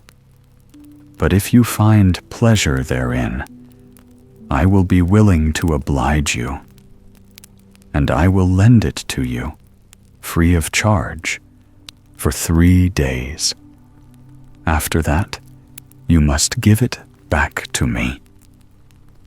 This the king agreed to do, and he arose and took the lamb to his daughter. When he had led it into her palace and through many rooms, he came to a shut door. Then he called, "Open, Sartara Martara of the earth," and the door opened of itself. After that, they went through many more rooms and came to another closed door. Again the king called out, "Open, Sartara Martara of the earth." And this door opened like the other, and they came into the apartment where the princess dwelt, the floor, walls, and roof of which were all of silver. When the king had embraced the princess, he gave her the lamb to her great joy. She stroked it, caressed it, and played with it. After a while, the lamb got loose, which, when the princess saw, she said, "See, father, the lamb is free." But the king answered, "It is only a lamb. Why should it not be free?" Then he left the lamb with the princess and went his way. In the night, however, the young man threw off the skin. When the princess saw how beautiful he was, she fell in love with him and asked him, "Why did you come here disguised in a sheepskin like that?" Then he answered, "When I saw how many people sought you and could not find you, and lost their lives in so doing, I invented this trick, and so I am come safely to you." The princess exclaimed, "You have done well so to do, but you must know that your wager is not yet won, for my father will change me and my maidens into ducks, and will ask you, 'Which of these ducks is the princess?' Then I will turn my head back, and with my bill will clean my wings, so that you may know me." When they had spent 3 days together, chatting and caressing one another, the herd came back to the king and demanded his lamb. Then the king went to his daughter to bring it away, which troubled the princess very much, for she said they had played so nicely together. But the king said, "I cannot leave it with you, my daughter, for it is only lent to me." So he took it away with him and gave it back to the shepherd. Then the young man threw the skin from off him and went to the king, saying, "Sire, I am persuaded I can find your daughter." When the king saw how handsome he was, he said, "My lad, I have pity on your youth. This enterprise has already cost the lives of many, and will certainly be your death as well." But the young man answered, "I accept your conditions, O king. I will either find her or lose my head." Thereupon he went before the king, who followed after him, till they came to the great door. Then the young man said to the king, "Speak the words that it may open." And the king answered, "What are the words? Shall I say something like this? Shut, shut, shut?" "No," said he, say, "Open, Sartara Martara of the earth." When the king had so said, the door opened of itself, and they went in, while the king gnawed his mustache in anger. Then they came to the second door, where the same thing happened as at the first, and they went in and found the princess. Then spoke the king and said, "Yes, truly, you have found the princess. Now I will turn her, as well as all her maidens, into ducks. And if you can guess which of these ducks is my daughter, then you shall have her to wife." And immediately the king changed all the maidens into ducks, and he drove them before the young man, and said, "Now show me which is my daughter." Then the princess, according to their understanding, began to clean her wings with her bill.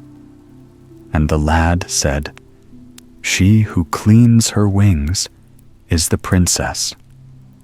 Now the king could do nothing more but give her to the young man to wife, and they lived together in great joy and happiness.